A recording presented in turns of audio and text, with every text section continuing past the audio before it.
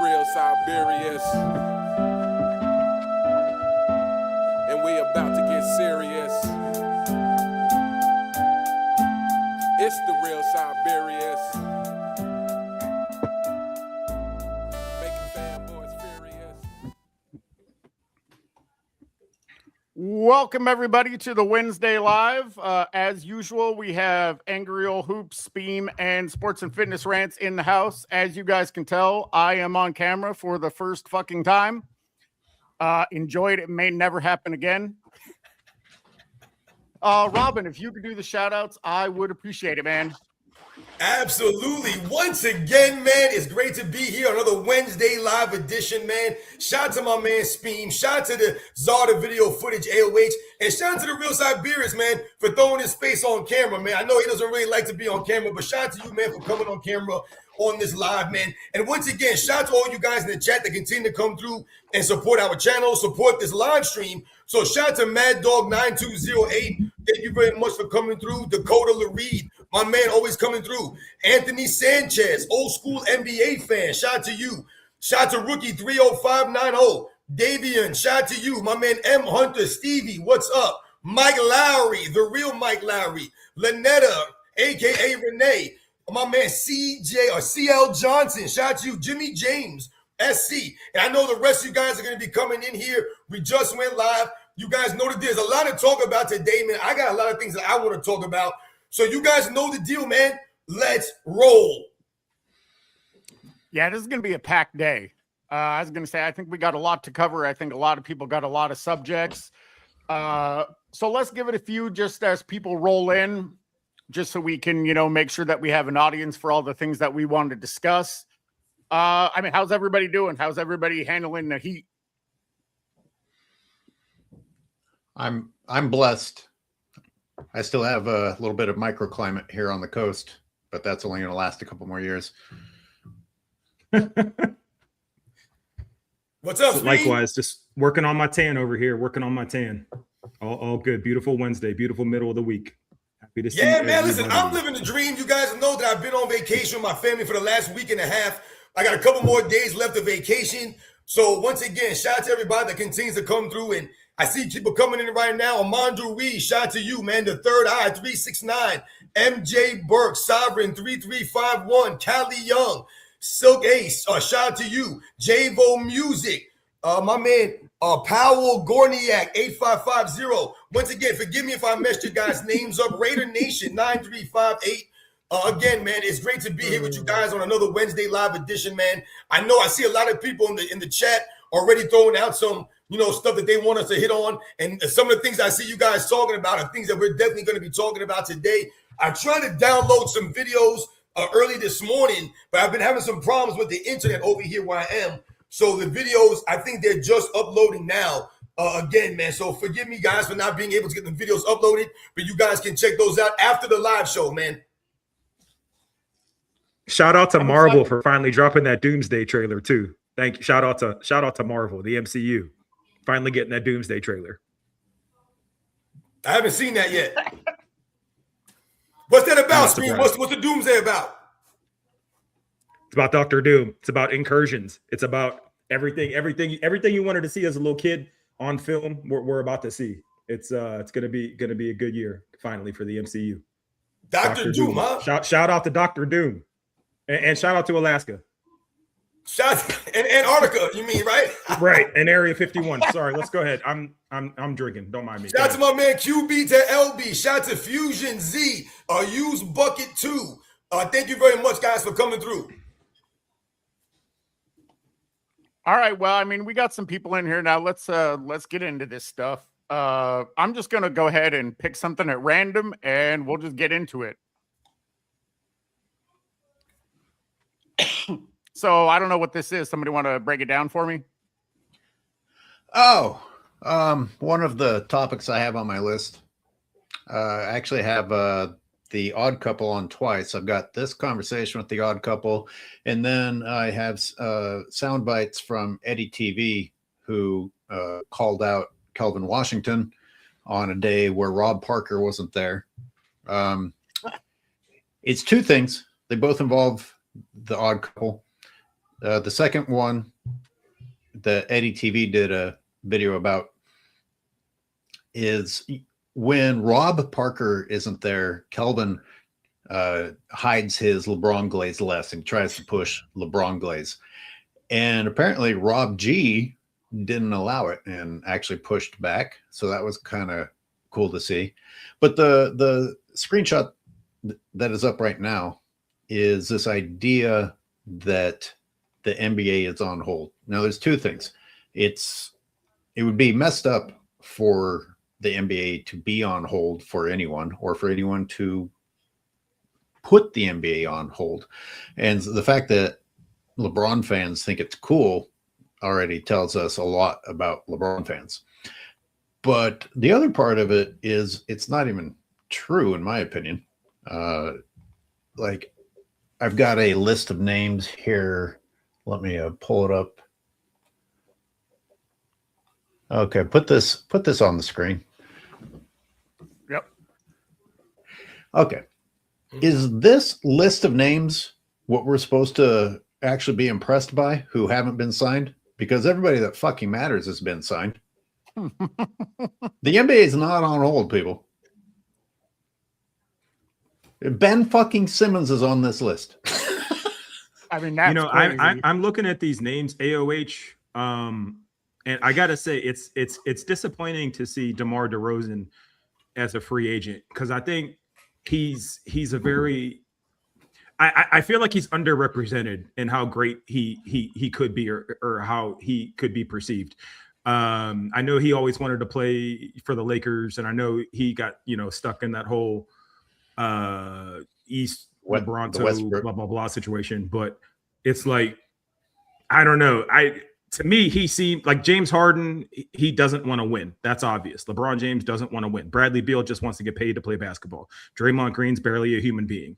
Russell Westbrook, automatic triple. Okay, so I take that back. Seeing Russell Westbrook and DeMar DeRozan on this list is a little disappointing. I didn't even know Kevin Love was still active. Right. So Mason Plumlee, what's he even doing on here? Ben Simmons is fishing.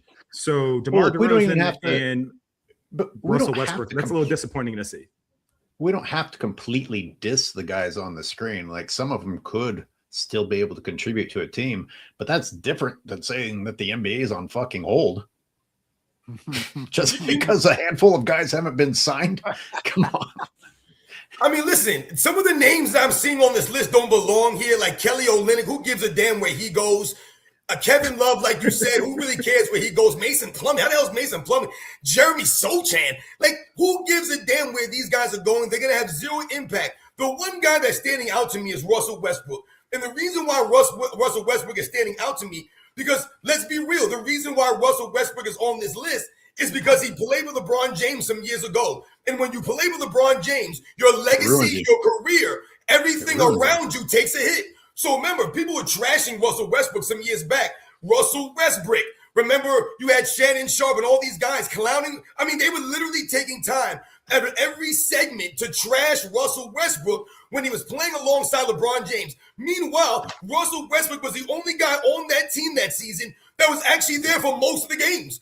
Everyone else was in and out of the lineup, and Russell Westbrook was there taking death threats, playing alongside LeBron James. And why was Russell Westbrook getting death threats playing with LeBron James? Because of the way they were promoting him on those programs. They were crapping on Russell Westbrook, right? Calling him Russell Westbrook. So the fact that he's on there is strictly because he played with LeBron James some years ago, and his entire career took a nosedive after that.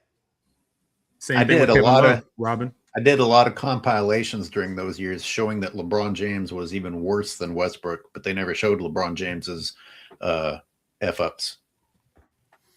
You know, it's funny how they always talked about Russell Westbrook's turnovers. That was the biggest thing about Russell Westbrook. And I think we can all agree that Russell Westbrook turns the ball over. There's no doubt about it. There's no argument against this stuff. That was one of the knocks I've always had on Russell Westbrook, was his lack of overall development and his lack of overall, I feel like his mind, his IQ never really increased.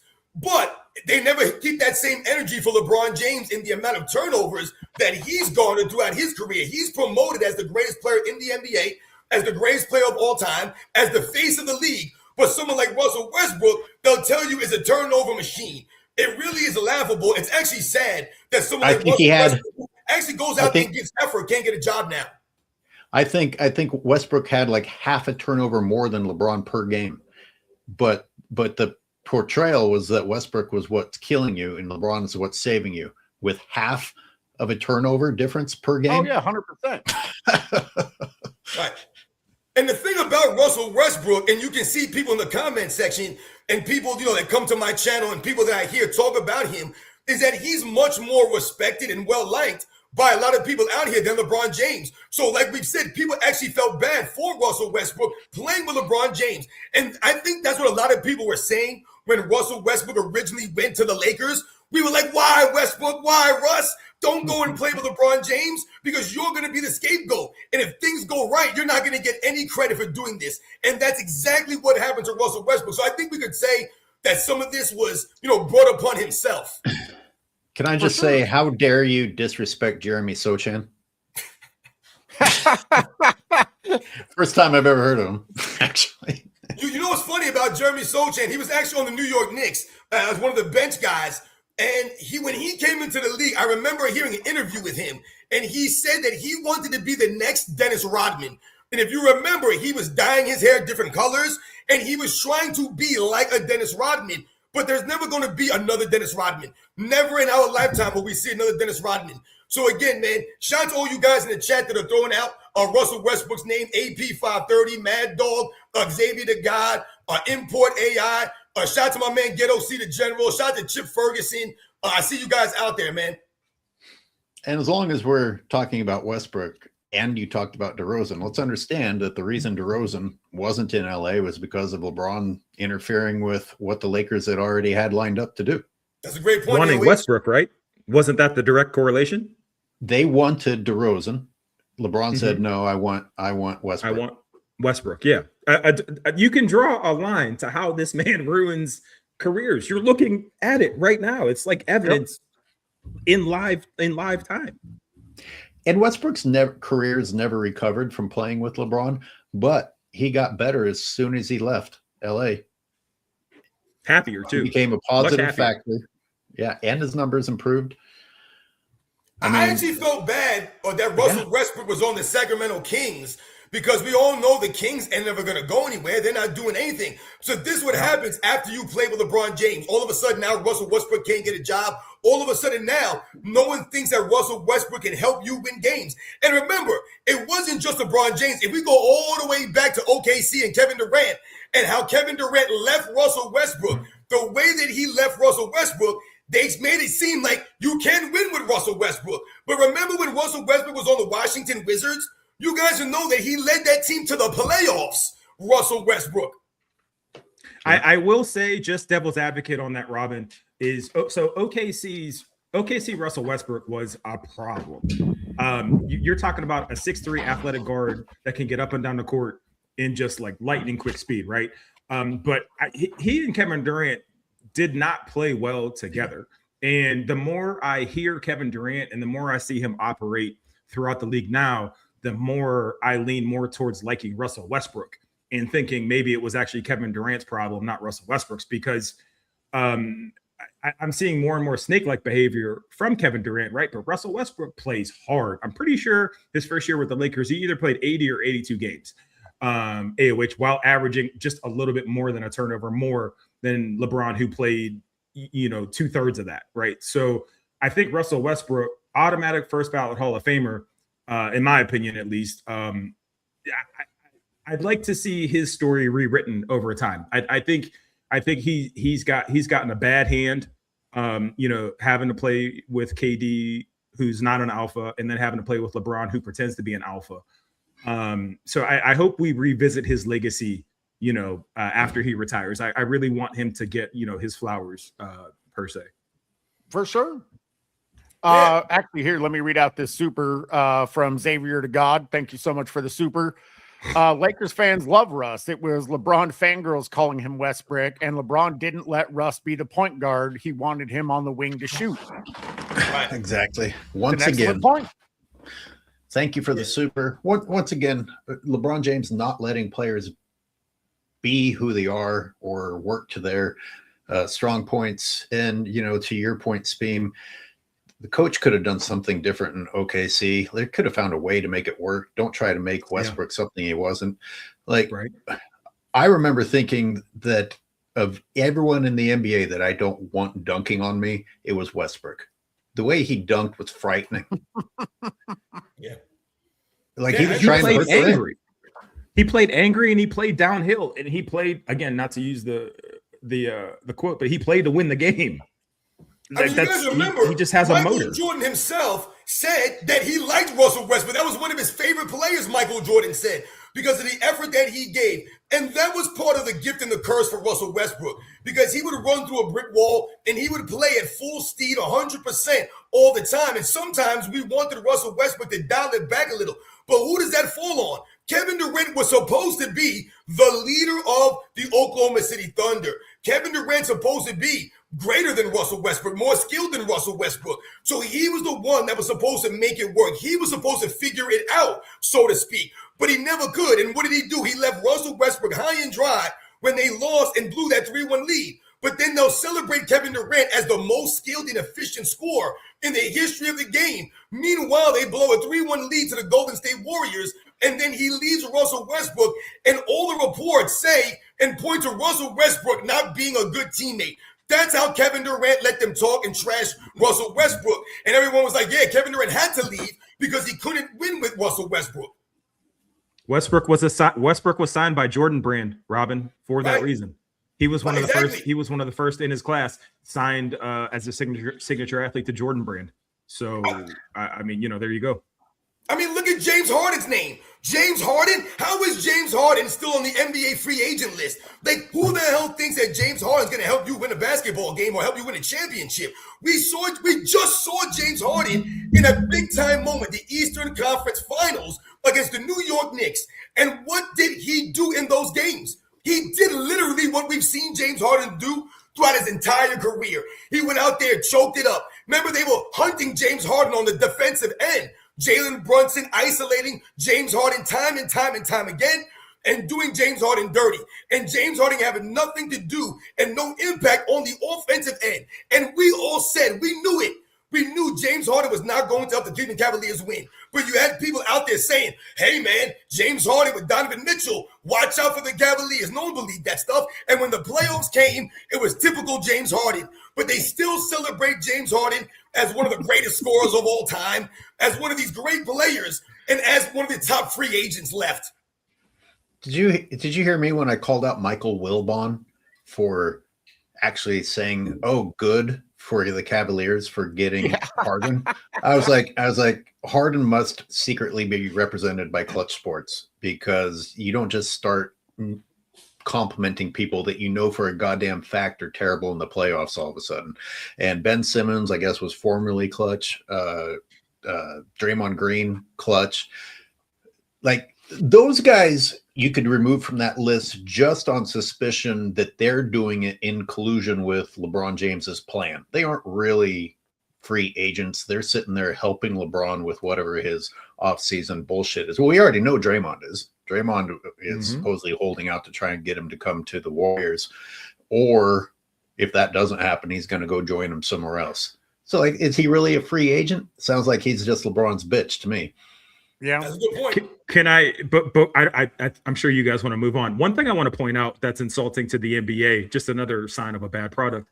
The fact that Ben Simmons is on this list and hasn't been an active basketball player for like 5 years and is still on this list as an active, like the fact that he's even eligible as a free agent just shows you how bad the NBA is as a product. He was able, because he couldn't handle it, he was able to just go fishing, literally.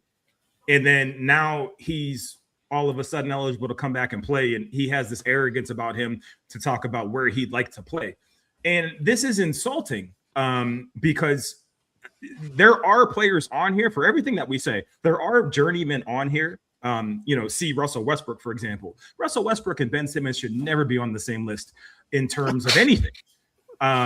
So because Russell, he plays. It's disappointing to see somebody who puts in the work, who plays, who shows commitment to the sport, being on the same list as somebody who just says, I'm not going to play because it's too hard on me and I don't want someone to force me to shoot. It's a sign of a bad product. It's another sign of a bad product. And I really hope Ben Simmons does not get a home this upcoming season. He certainly doesn't deserve it. Exactly. I mean, the fact that you think you can just walk away and come back when the fuck you want, like that Right. shouldn't be a thing. Put Armando's super chat up there. Yeah. This is interesting.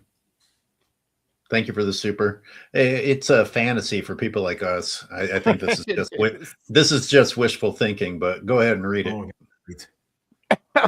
What if Pat Riley's playing chess? Bring LeBron back just to expose the lazy defense, weak leadership, bench him, and humble him all season long. Unlikely. I mean, that would goat Pat Riley in my mind. Yeah, and if he can do it at a veteran minimum, sure, you can afford that humbling.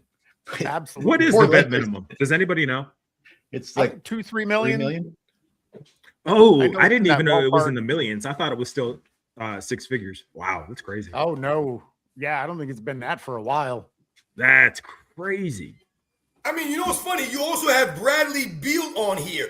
And it's really funny to me that these are supposed to be the primetime players, you know, of the 2010s, let's say. LeBron James, James Harden, DeRozan, Beal, Westbrook. These are supposed to be primetime players. And we all know that Bradley Beal has never been a winner in his career. Bradley Beal was part of that Phoenix Suns trio with Kevin Durant and Devin Booker that did nothing. They did less than nothing. They underachieved. Bradley Beal, remember how much money Bradley Beal got? And the man was always hurt, never performing when it mattered most. So it's really funny to me how all these guys are free agents now, when we've all said that a lot of these guys probably should have retired a while ago, and they continue to get promoted. I mean, think about the things they say about James Harden. You have people calling him the greatest scorer of all time. You got people saying he's greater as a shooting guard than Dwayne Wade. I mean, all kinds of nonsensical things that they use to promote James Harden, yet and still every time it matters more. I mean, every damn time it matters most. James Harden is not there for you. Never once, man. I mean, I'm can actually anyone surprised with Jalen Duren being on this list because Jalen Duren was supposed to be, like, this was supposed to be a breakout year for him, and he had a decent regular season. But when the postseason came, Jalen Duren, man, he really underperformed for the Detroit Pistons in their playoff scenarios. He was not there for them when they needed him. So to see Jalen Duren, a young player, on this list is actually pretty sad. I have a serious question. Where was Bradley Beal last season? That's the question. Phoenix? I He mean, played yeah, Phoenix that was last my year? first thought with Phoenix. Was he not there? Oh, I thought they got rid of him with all the other shit they did in Phoenix. Is he It's still there? possible. Oh, The fact that we Right. don't know, Clippers, That's I believe. Did crazy. he go to Clippers? the fact that we don't know is my point. The fact that we don't know is my point, and he's on this list. Congratulations, LeBron James, the king of the fucking swamp free agents agency. And I think he only played like 6 games last season for the Clippers, Bradley Beal. So this is what I'm talking about. He's been getting all this money for several seasons now, and he was still getting paid by Washington, Robert. They're getting the money off of the hype and the promotion, not off the actual on-court impact. Right. Isn't he the one that bragged about his guaranteed contract? Yep. yeah. And like Yeah, shoved it in in a the fans' post-game- face? He's like, yeah, well, I'm getting post-game paid. presser. Yeah. What a fucking asshole. Well, here, let me read this super real quick. Another from Xavier to God. If it wasn't LeBron, the Lakers could have had Kawhi, PG-13, Kyrie, Clay, DeMar, Hild, or kept our young talent like Randall, Ingram, Ball, Hart, or Caruso. And LeBron is the reason why Dwight was off the Lakers. That's a great one by Xavier to God. Thank you again for All coming through. through. Thank Look at you. those names. And super extra thank you to you, Xavier, because that's the other reason that I wanted that screenshot to be up. Rob Parker was pointing out that nobody wants to play with LeBron. Nobody of significance wants to play with LeBron. In fact, LeBron hasn't been able to get anyone except for bitch ass Anthony Davis, who was part of Clutch. So did he even have a choice to come to LA? And Calvin Washington was like, oh, but you know, LeBron saved LA. That list of names you guys just read off is who could have saved LA. It wasn't like there was only one path for LA to take. It wasn't like the only way out was signing LeBron. And by the way, it was not a way out. It was a failure. It was a failure. I'll say it all day long until you fanboys finally hear a voice other than ESPN telling you it's a success. It was a fucking disgusting, expensive failure. And at a cheaper price, you could have had these other players there and had better seasons.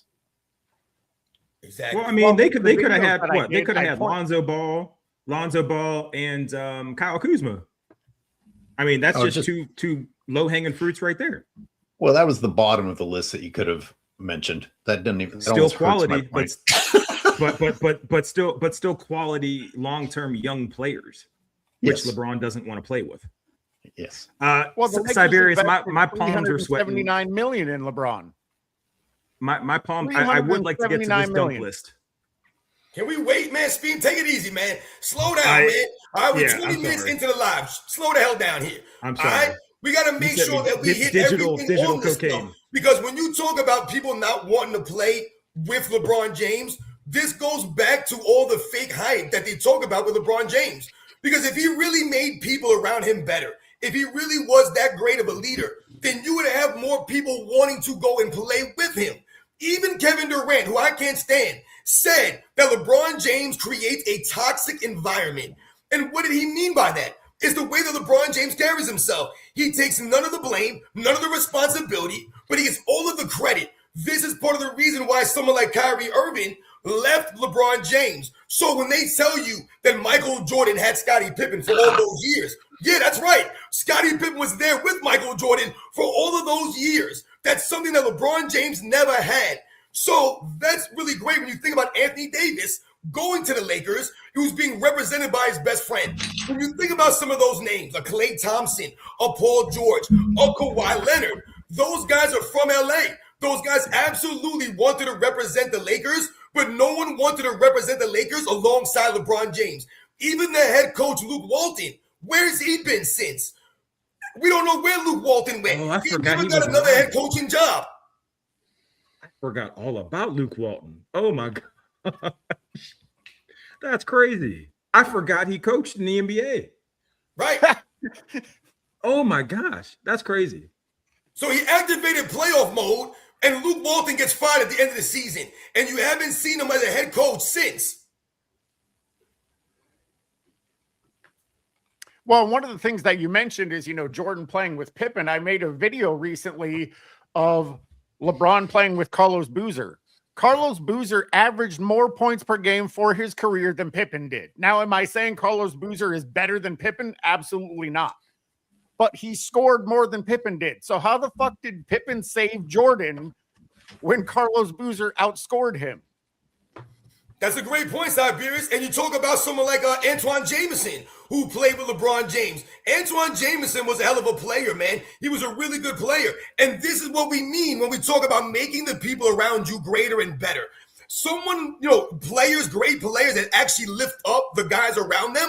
Maybe Antoine Jameson's a Hall of Famer because he played with LeBron James and he made him that much greater. Like you mentioned, Carlos Boozer. Remember when Carlos Boozer went to the Utah Jazz and played with Dan Williams? The Utah Jazz were a consistent playoff team. They were a formidable team for some of those years with Carlos Boozer and Dan Williams. And LeBron James cannot maximize these guys. He could not make them greater. And they keep telling you that the organization did nothing for LeBron James all those years. When you can go down a laundry list of people that LeBron James played with, it's really sad that they keep trying to promote this idea that he gets the most out of guys. He carries bums. Oh, man, LeBron James, he made it to the playoffs and the finals with teams that Michael Jordan couldn't even win 20 games with. There's no evidence of him making these guys greater. Those guys actually lifted LeBron James up. Think about the 07 Cavaliers that they love to bring up all the time. Those guys were lifting up LeBron James. They were the ones covering up for the deficiencies that LeBron James had on the basketball court. All LeBron James had to do in that series was average his regular season numbers. He couldn't even do that.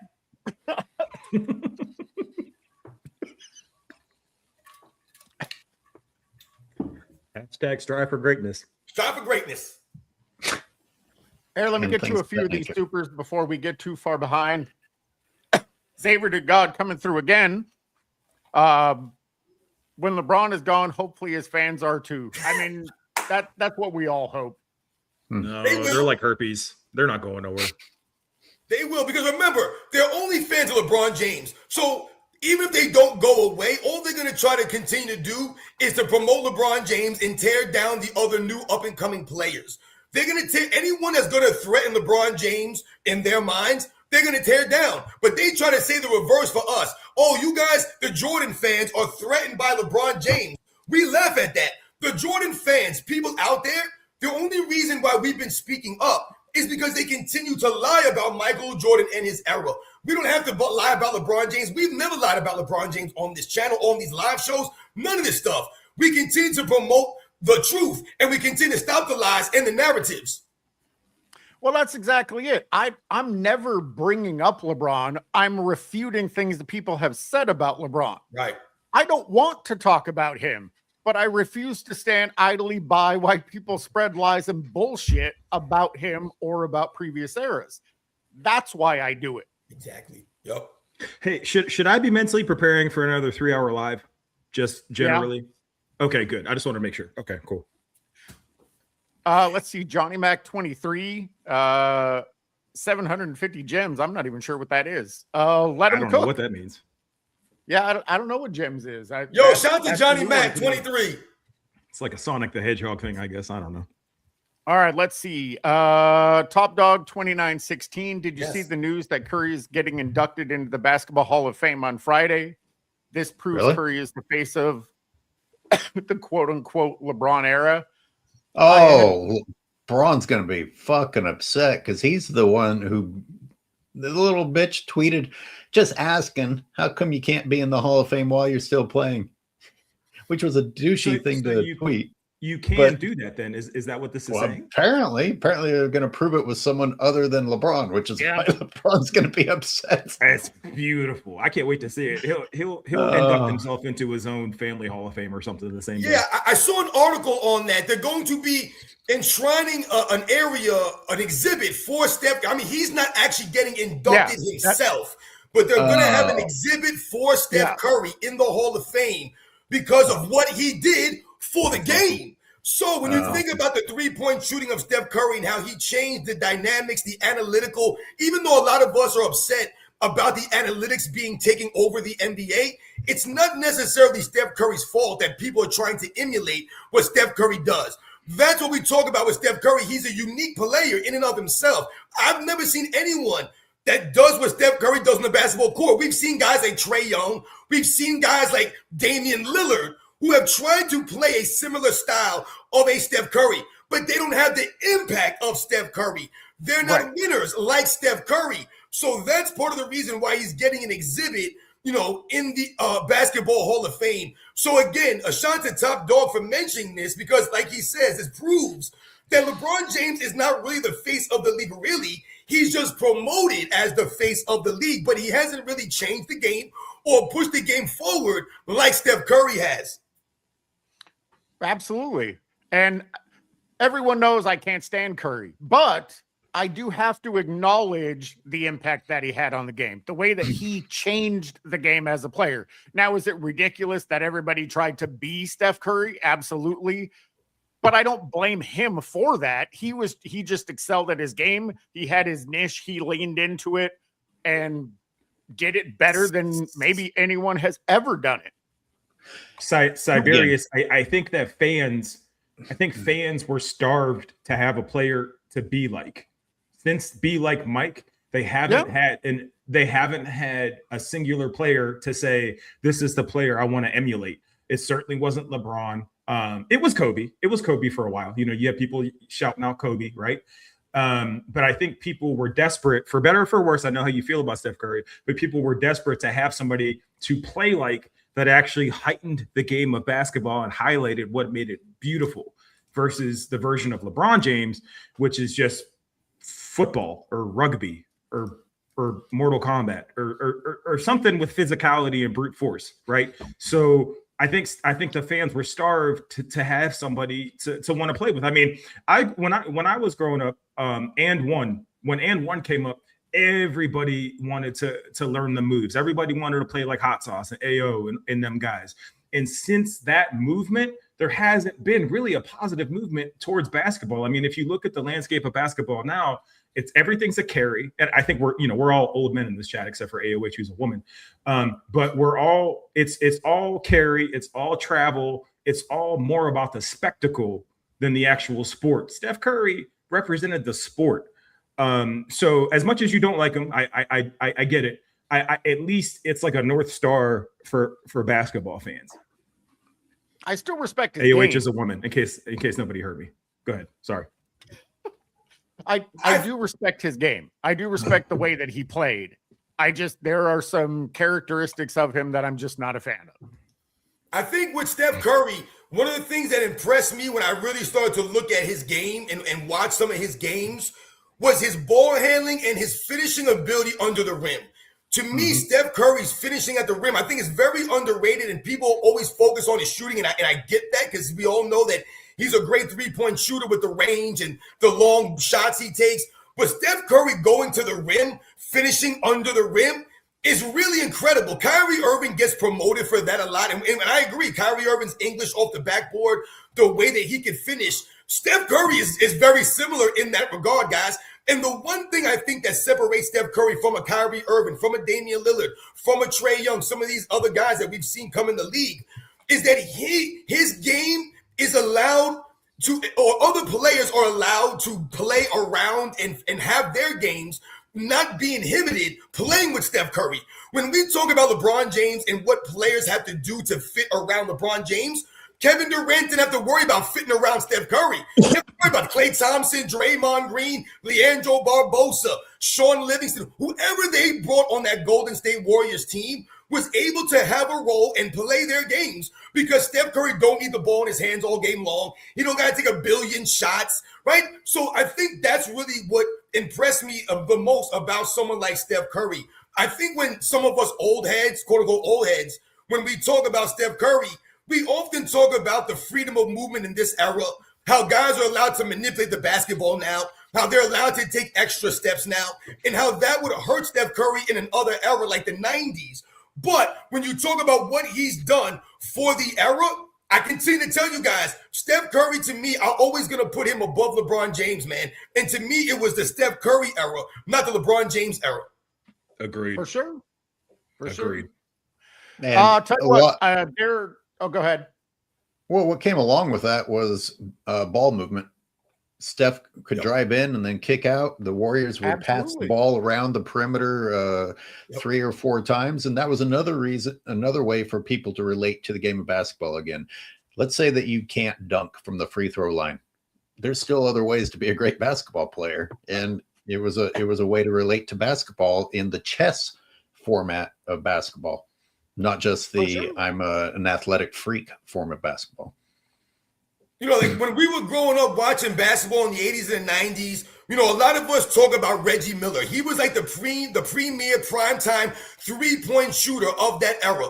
It's Miller time, Reggie Miller. And what did we notice and marvel about with Reggie Miller is that the man never stopped moving on the basketball court. I remember Michael Jordan always saying, I hate playing against the Indiana Pacers and having to run around those screens all game long. The Davis boys laying into Michael Jordan, all the screens that Reggie Miller would run Michael Jordan through and whoever was guarding him. That was really impressive. Reggie Miller's motor, he never stopped running around. But when you talk about what Steph Curry could do, it's different than what Reggie Miller was doing. Reggie Miller did not have the ball handling of a Steph Curry, and he didn't have the finishing ability, to me, under the rim of a Steph Curry. But if you think about someone like Mahmoud Abdul-Rauf or someone like a Dana Barros that I remember from the 90s, that was like Steph Curry. He was like a combination of Reggie Miller and Mahmoud Abdul-Rauf. To me, that's what Steph Curry was able to do, transform it. Because even someone like Rip Hamilton, who we saw in some years after Reggie Miller, who was nonstop motion Rip Hamilton, he wasn't necessarily on the level of a Steph Curry as far as moving around, getting the ball, dribbling the ball, and being able to get guys so much space to play. For sure. So we are getting a little bit behind on these supers, so I want to get to that. And then I think we should move on to another topic because we still got a lot of things to address. Real quick, Raider Nation 9358 with 2 gems. 100. I'm still not sure what those gems are. If anybody knows what those gems are, can you tell us in the chat? Because I am not familiar with that. 2 gems equal $100. I don't know if that Is that what that's saying? No. Well, no, I think the 100 is a comment. Ooh, Yes. okay. I don't know what the Hope gems internet are either, gets man. stupid shit I just said. Okay, can somebody read this one from Johnny Mac 23? Yeah, I'll read it. Shout out to Johnny. No, go Mac. ahead. No, go ahead. Go ahead, Speen. Go ahead, Go ahead. Speen. No. Go ahead. We got plenty. Everybody can read some. Go ahead. I have zero respect for Anthony Davis because he allowed LeBron, along with D. Paul, to not only sign with Unclutch Sports, but convinced him to quit on the Pelicans because LeBron is not a competitor. Shout out to Johnny Mac. Yeah, absolutely. Yeah. All right, As Spin, go ahead talented and as read this Anthony one. Davis, as talented as he is, not a very respectable character. No, not at all. Shout out to Low Swan 9. If LeBron goes to Philly and Junior comes with him, Jay Brown is going to have to play with the same guy he got heat over for saying Junior wasn't NBA ready. Oh, I didn't even think about that. Wow. That's well, first of all, I still don't think LeBron can handle the Philly crowd. No question. No. But that's a solid point. He'd have to come face to face with somebody who had something to say privately about his son that he still had to apologize for. These are the times that we're living in. Also, I would like to get the ball rolling on changing Clutch Sports to Crutch Sports, CRUTCH. I think we should start that now. Could you imagine having Joel Embiid and LeBron James on the same team? I mean, you talk about flopping at a high level. My God. I was talking about that. If Embiid and LeBron are on the same team, you'll never see them on the court together. Like, they'll be on the same roster, but they'll never be on the court at the same time. You'll see him on the court rolling around on the ground, writhing They in both pain. can't play back-to-backs. All right, so Xavier to God again. Yeah. Yeah, thank you for all of these super, Xavier. How can LeBron be the savior if in 2019 he got hurt and after Lonzo got hurt, the Lakers missed the playoffs? If Lonzo Ball never decided to wear them stupid ass shoes his dad made, his career would be so different. He was such a great defensive player. Someone got in his head and told him he should shoot the basketball a specific way. And it took him time to learn from that. But man, oh man, I do feel bad for him. But again, shout out to LeVar Ball getting 2 out of 3 of his sons in the league. And I'm one of those guys that did kind of hate on him back in the day. But I mean, I like him getting his kids in the league more than LeBron getting his kid in the league. 2 completely different perspectives, 2 completely different avenues. One did it the right way. And you see how it pans out. So again, shout out to LeVar Ball. All right, another one from Xavier to God. Then in 80 comes when the title with us with Howard, Rondo, AC, KCP, Kuzma, and when 80 is hurt, LeBron can't do shit in the playoffs without him. Yep. But somehow LeBron was the Finals MVP and not 80. Sure, Don't make any sense at all. 80 averaging like 50 and 30. not getting Finals MVP is insane. All right. Maxwell Phillip with 750 gems. Let him cook. How am I not familiar with these gems? And now Someone said something about the gems in the chat, Cyberius. What it actually meant. I missed it, but it's in there somewhere.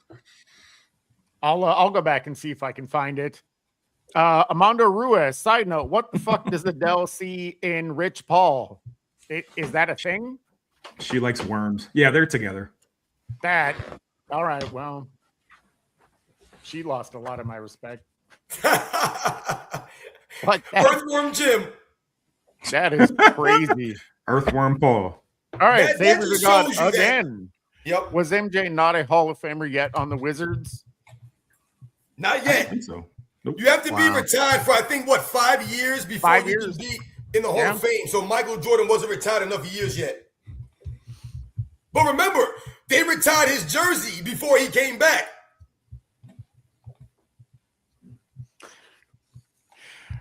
All right. Earn your O2. Thank you so much. That's actually my I like brother. that. That's a Not cool many name. would Shout out want to that. Shout out to emulate him. LeBron. Gassed all the way up for having to put in zero effort and just be literal dog ass, literal Gen Z super icon. Mhm. All right, we still got some more here. Somebody want to read this one from Terrence Potts? Read it, 808. Come on, man. Or I can. Okay. Terrence Potts. Bad. Thumbs down. Yelling, flailing after contact is so trash. The NBA needs to pull a replacements. Get dudes who play for the love of the game on the court. I mean, that'd be nice. Which will make me talk about Curry for just a second. If we, as I like to do, bring it back to pickup basketball out on the concrete. If I show up with a guy on my team who makes almost every 3-pointer that he takes, and your team tries to do that and they can't, that's your fault. Yeah. Steph Curry shooting a 3-pointer well is a legal basketball move. The way that LeBron James changed the game is through illegality, flopping and traveling and offensive fouls. These are the ways that LeBron James changed the game. If you want to criticize Curry for the 3-point revolution, which actually goes back to the Phoenix Suns with Mike D'Antoni, or maybe even before that. But even if you were, at least the way Curry changed it was with a legal basketball play. Are you referring to the Steve Nash years, AOH? Yes, I am. I never thought about that. That's an interesting point. I want to add on to that, though. He didn't just change LeBron. He changed the game systematically, too. Now, all of a sudden, all of this manipulation is legal, albeit having this loophole of having a best friend as an agent. So he didn't just change the game for the worse on the court. He changed it for the worse off the court as well. Yeah. Let's see. Another one from Xavier to God. My God. I bet LeBron was jealous of Xavier. Curry and 2019 Warriors with Curry, KD, Clay, Cousins, Green, Iguodala. With LeBron, it's big 3 or bust for a short time period. That's true. Yeah, for real. I bet he was jealous. All right, so we're getting toward the end of these. 10 gems from AP 530. Gold coin. Not sure what that's in reference to, but thank you. I don't know what that means. I'm so detached from technology. Xavier to God again. And Xavier to God coming through. LeBron and Joel would be 2 dolphins at a water show. Straight at SeaWorld. That's funny. Oh, boy. Goodness gracious, man. Oh, shit. God damn. Oh. Okay. Mark Raving Mad, 250 gyms, Laughing Disco. I'm not sure what Laughing Disco is. Maybe I'm too old for that. Okay. I was going to say we're getting to the end of these. Thank you guys so much for all of these supers. This is absolutely crazy. Thank you. Loth19. If LeBron goes to Golden State, how often do y'all think La Media will claim he's carrying Golden State? LeBron doesn't carry his team, but he does carry himself very poorly. Absolutely. The stadium. Wait, what do you mean it won't matter? What do you mean? The stadium won't be there anymore.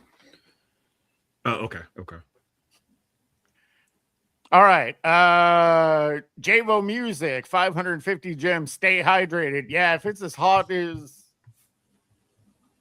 it is here where you are, make sure and drink lots of water. All right. Love them. Steve is itching over there. Steve wants to get talking about that bleacher. I'm biting. I do want to talk about it. I do want to talk about it. Love them. Which one, Steve? Which list? The top dunkers of Bleacher Report's top dunkers of all time. I put it in the thing, Cyberius. No, I did. I got it.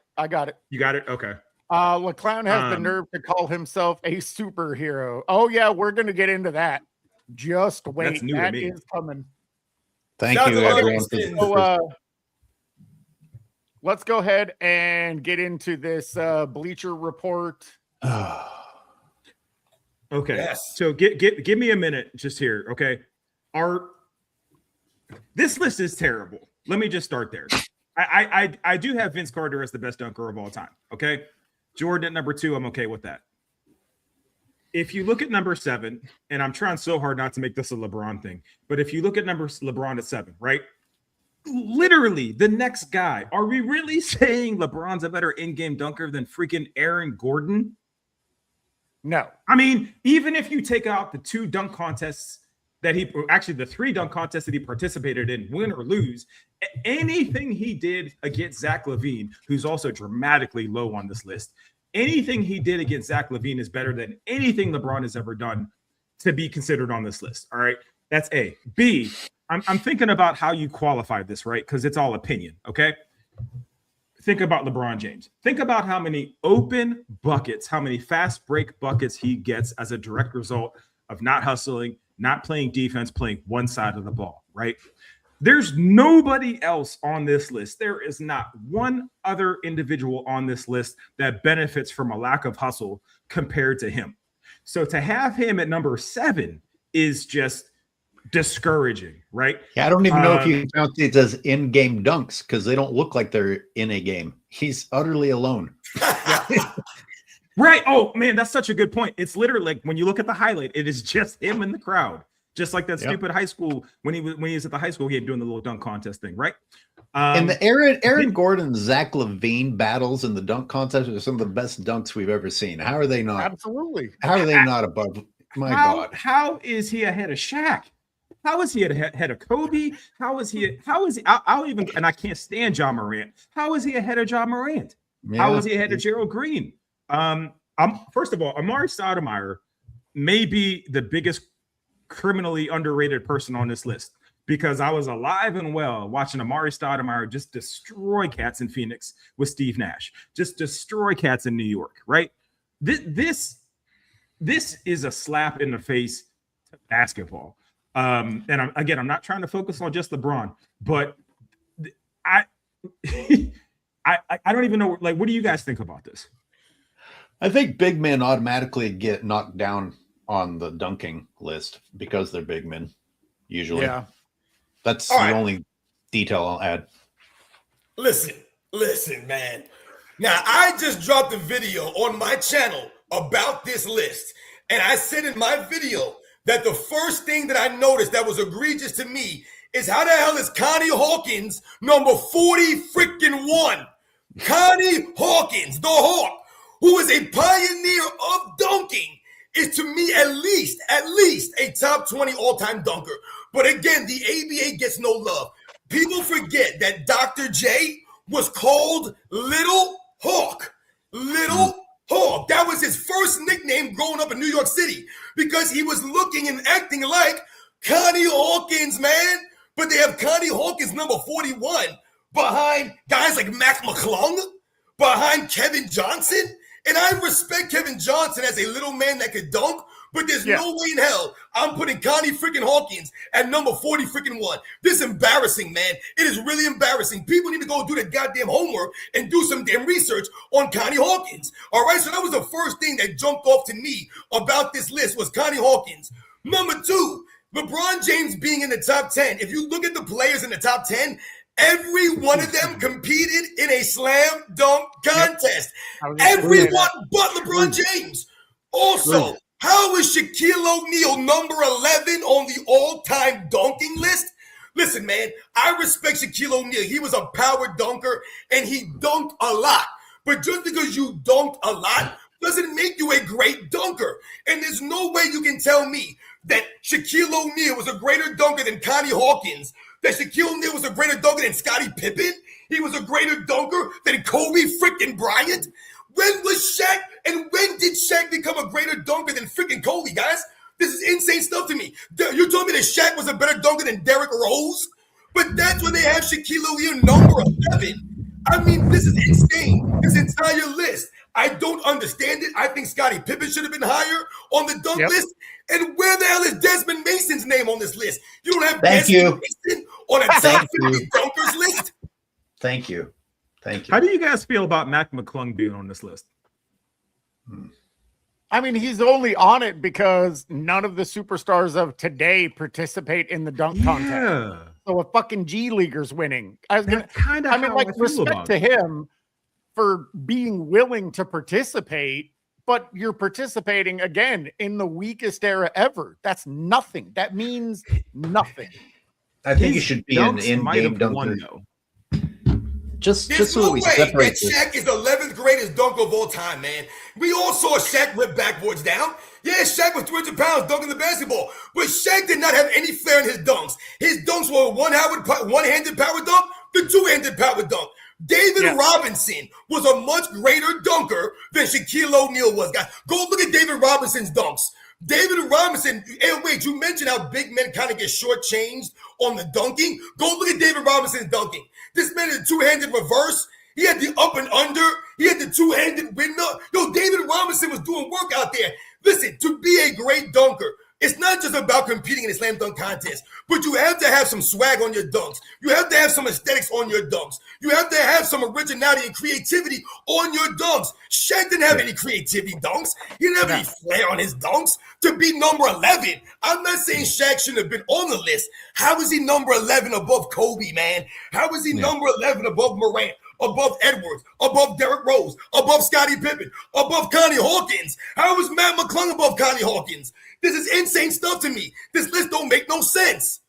Desmond Mason Larry Nance is even also on there. way too high on this list too. Larry Nance is I'm sorry. Okay, let me rephrase. I'm sorry. I thought that was Larry Nance Jr. That's Larry Nance Sr. My bad. I thought that was Jr. I was going to say he's way too high on this list, but I believe that's Senior. Never mind. I take that back. How is LeBron James the only guy in the top 10 that did not compete in a slam dunk contest? How is he a greater dunker than Clyde Drexler? How is he a greater dunker than Jason Richardson? Like you mentioned, Speed, how the hell is he above Aaron Gordon? This doesn't make any sense. They continue to put LeBron James on these lists because he dunked the ball a lot. LeBron James has gotten a lot of dunks in his career.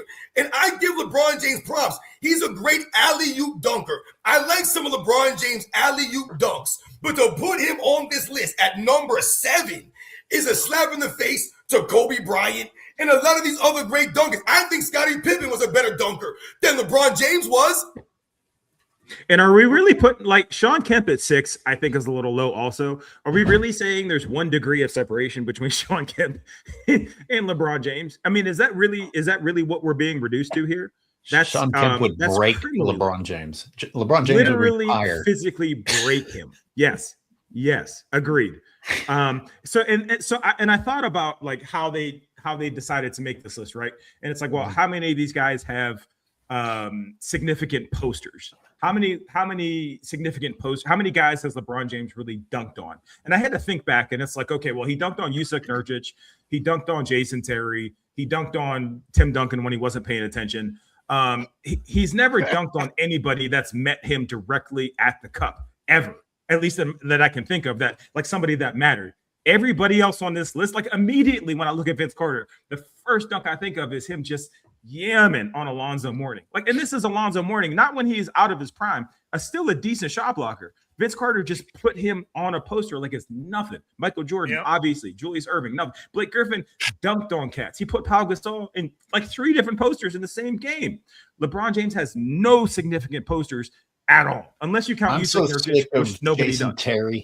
The Jason Terry LeBron James dunk. It was a 3-on-1, and Jason Terry stood and took a charge in a 3-on-1. It's not like he went up and met him at the rim and lost. So I don't even think it should count. Zach LaVine. Does Donovan Mitchell belong at number 30? Does Donovan Mitchell? Should you think he should be higher than that?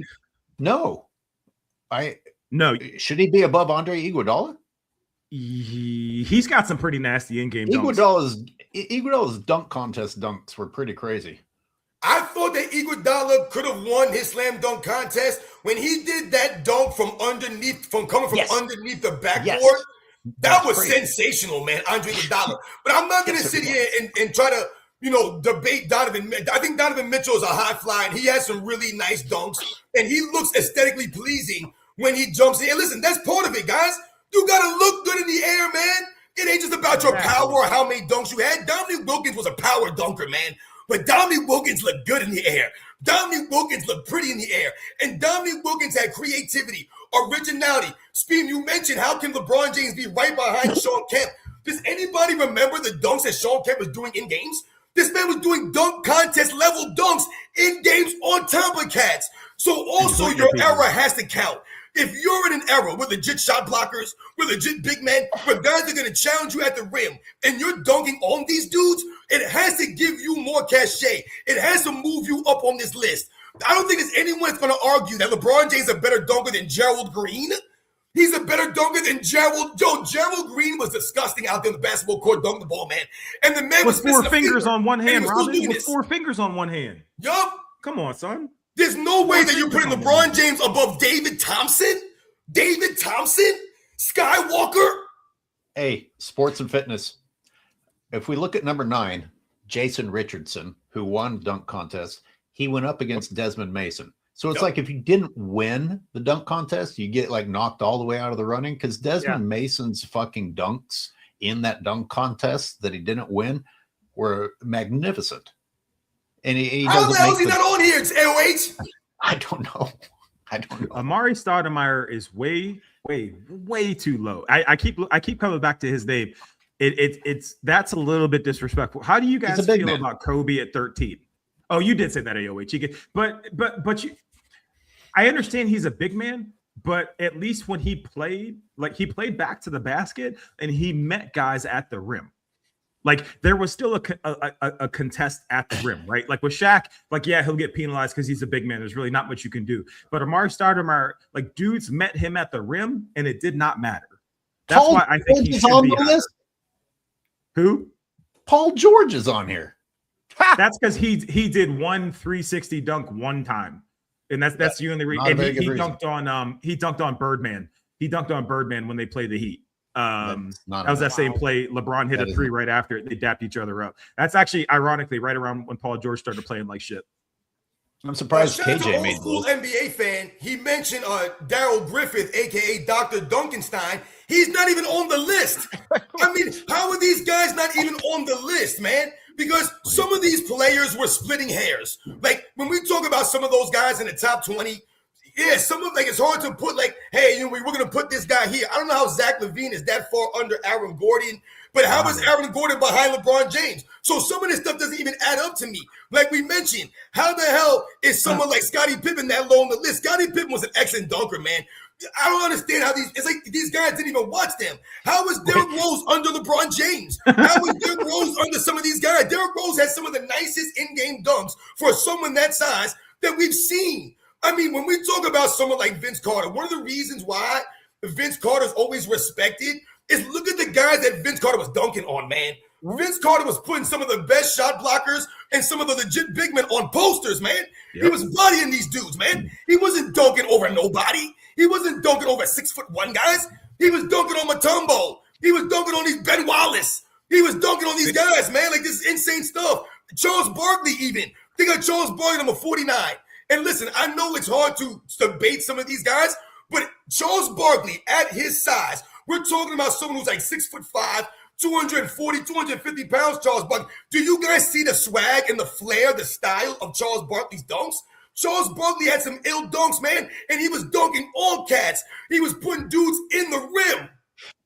Here's an unpopular. I don't think people. Go ahead, AOH. My bad. Go ahead. This will make LeBron fans real mad. Dwayne Wade is a better dunker than LeBron James. He's 6'4" and athletic and was dunking on people's heads. People just forgot about it because LeBron James ruined his career like everyone else that he's ever joined. Right. And how let me understand, Aaron Gordon lost to Zach LaVine multiple times, but is higher than Zach LaVine on the list. Yeah. Do they have it? It doesn't make any sense. Did they explain a percentage of how much they weighed in-game dunking compared? No, it's just a stupid fucking list. Okay. Boy, it's just a stupid maybe list. The real. We just should ignore Bleacher Report. People should just stop acting like they're a real sports publication. That's really I thought they were anti-LeBron. I guess that's not the case. I thought they were. I thought they were like not in his pocket. They have been LeBron partners for 2 years. They're owned by Clutch Sports now. Okay. I don't know why that fell off my radar here. I want to say again for the record, how the hell is Connie Hawkins number 41, guys? This is absolutely sad. I did not grow up watching Connie Hawkins. I ain't that old. Connie Hawkins is a pioneer of dunking, guys. When you talk about the ABA and the swag, the flair that those guys were dunking with, this is why the ABA was becoming more popular than the NBA, because of guys like Connie Hawkins and the large hands of Connie Hawkins and what he could do with the basketball in the air, manipulating around defenders' arms and dunking the basketball. So, like I told you, Dr. J came after Connie Hawkins. Now, I'm not saying that he's a greater dunker than Dr. J, but damn it, Dr. J was called Little Hawk for a reason, y'all.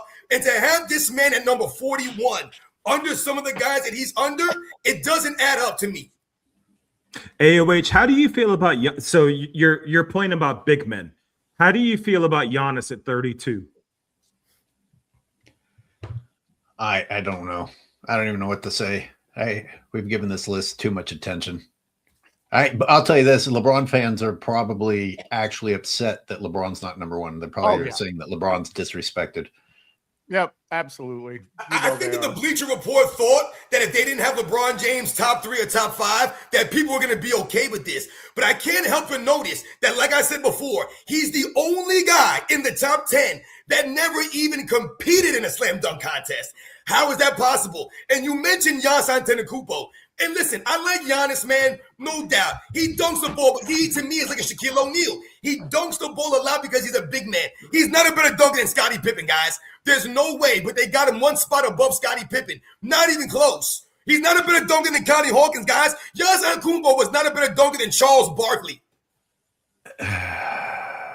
Okay, I'll here. I think an interesting one to talk about is Anthony Edwards being number 18. I don't think he's been around long enough. Too high, too low? I don't think he's been around. He's not been around long enough to beat out some of the other people that are on this list. Yeah, but John Morant's 17. And he hasn't been. How long has John Morant been in the league? I got a problem with John Morant, Anthony Edwards, and Zion Williamson being on the top 30. It's ridiculous to me. Anthony Edwards is top 20. John Morant's top 20. I don't believe that they're, I think they're disqualified from being in the top 20 because they refuse to do a slam dunk contest. Think about the slam dunk contest we could have had with Zion Williamson versus Anthony Edwards versus John Morant, man. Yeah. But they never did it. People are making lists based on potential. The way that they get contracts based on potential. Now you just automatically get to be on a list because of what you probably could do. I think it's true. No, if you were ever healthy, if you weren't complaining about the rim hurting your hand, Anthony Edwards. Before we move on, I know you guys want to move on, but like I said, this has been making my palms sweat since I've seen it. Is there anybody currently playing that you don't see on this list that you feel like should be on this list? Man, it's a good question. It's a good question, man. So part of my problem with this is there are being on this list and being a great dunker is multifaceted. Who did you dunk on? How much opposition did you have in your dunks? Did you participate in the slam dunk contest? Did your dunks excite people? Like you said, Shaq dunked a lot, but it was basically two dunks. Yeah. One had a power dunk, two had a power dunk. There's nothing particularly exciting about that. Now, obviously, he had dunks in some exciting moments that made them bigger than they actually were. But and again, not to make it about LeBron, but he has one dunk. Yep. And it's that weak-ass tomahawk dunk. And one way that I always judge dunks, because I genuinely view Vince Carter as probably the greatest dunker of all time. If we saw Vince Carter do that dunk in a dunk contest, people are going to fucking laugh at him. If that's what he pulled out of his bag is a tomahawk dunk in a dunk contest, people are like, what's wrong with him? Is he hurt? Is he injured? Something happened? Am I seeing correctly that Dr. J isn't on here? No, Dr. J's number 3. Oh, they just have him. Yeah, he's there. No, they didn't jack it up that bad, anyway. It's pretty bad. It ain't that bad. I mean, that would be crazy if they left off Dr. J. Kobe's way too low, right? He's way too low, right? He has to be. Okay, yes, I just want to make 100%. sure. Kobe should at least be top 10. I agree. How do they have Shaq over Kobe? Shaq's a better dunker than Kobe Bryant? Exactly. That's the first name I looked at, Robin. I was like, because you mentioned that earlier. The two aren't even in the same sentence in terms of in-game dunkers. Oh, man. Goodness gracious, man. All right. I think we got to go to the next Bleacher Report list. Let's go. I was going to say, let's go ahead and move on. So this is what I'm bringing to the table today. Oh, God. No, I can't. Holy shit, this is new to me. Let me check this out. It's so bad. So I did a video on it, but I'm just going to read it out to you guys. I'm going to read it piece by piece. If you have reactions, if you just want to say it's too fucked up, I pass. I get it. So this is an article from the Basketball Network, and obviously it's titled "An Ideal Role Model." Oh. It's too fucked up. I pass. Pass. You made a video on it. No, this is news to me. I do want to talk about it. This is disgusting to see for the first time, though. Go ahead. Sorry. Hey, wait a minute. You missed it short. You missed super chats from the last topic, though. You should probably do them before you move on. Oh, okay. My fault. Xavier to God again. Thank you, sir. Mac McClung is a better dunk than LeBron, without question. I mean, it's a low bar to beat. Yeah, at least he competed. All right, earn your O2 again. Has Zion played enough games to be on this list? No. Exactly. There's got to be some sort of criteria. You have to have played or dunked on someone in a game. I love earn your O2. I like that. Yeah, you should hear some of the conversations that my brother and I have. We go hard. So again, I'm not going to spend a lot of time on this. There were just a few points that I wanted to get your guys' opinion on because I already expressed mine. So gloss over it fast. LeBron is one of the most polarizing athletes of the last few decades. Legions of fans love him for his incredible skill set and commitment to the sport, while others don't have much love for the 6'9" forward from Akron, Ohio for his flopping ways and knack for teaming up with other superstars. This is the line that fucking killed me. However, it cannot be denied that when it comes to being a role model to the youth, kids around the world won't find a better one than LeBron. Dude, that opening sentence and the follow-up sentence can't be in the same fucking article. No, they cancel each other out. Wait, who wrote nonsense? I'm sorry, this is nonsense. It's absolute nonsense. So the last thing that I'm going to touch on is that's one of my biggest inspirations right there. There are kids that are still looking for their superhero to be out there to come and save the day. So that's a deciding factor, he added. Also, my family is a big part of that too. Being able to inspire my boys and my daughter is a huge deciding factor. So one thing that stands out to me, I'm taking that off the screen. I don't want to look at it anymore. As a father, right? I try not to judge that part of LeBron's life, although publicly he seems to make all the wrong decisions. I'm noticing that he is bringing his daughter more and more into the conversation in terms of where he's going to go. So shout out to the next screenshot that I want Cyberius to put on. Same topic, but okay, go ahead, Spin. I don't want to steal your thunder. No. Oh, that's sure crazy. Okay, that's crazy. Here's the thing. In Chaz NBA, you goon, you douche, you feminine clown, you LeBron James, you goof, and things of that nature. Yep. LeBron James doesn't care about his family at all. And even in the video clip in which he's supposedly considering his family, he then spouts off a list of things he's thinking about. His family's like number 6 on the list that comes out of his own fucking mouth. Yeah. His family's lower on the list than most of the dunkers we just got discussing that weren't on the list. I mean, this guy's so disgusting. far gone from reality, and nobody checks him whatsoever. That when he is presenting an argument that he's factoring his family more than ever, in his own argument, he lists them number 6.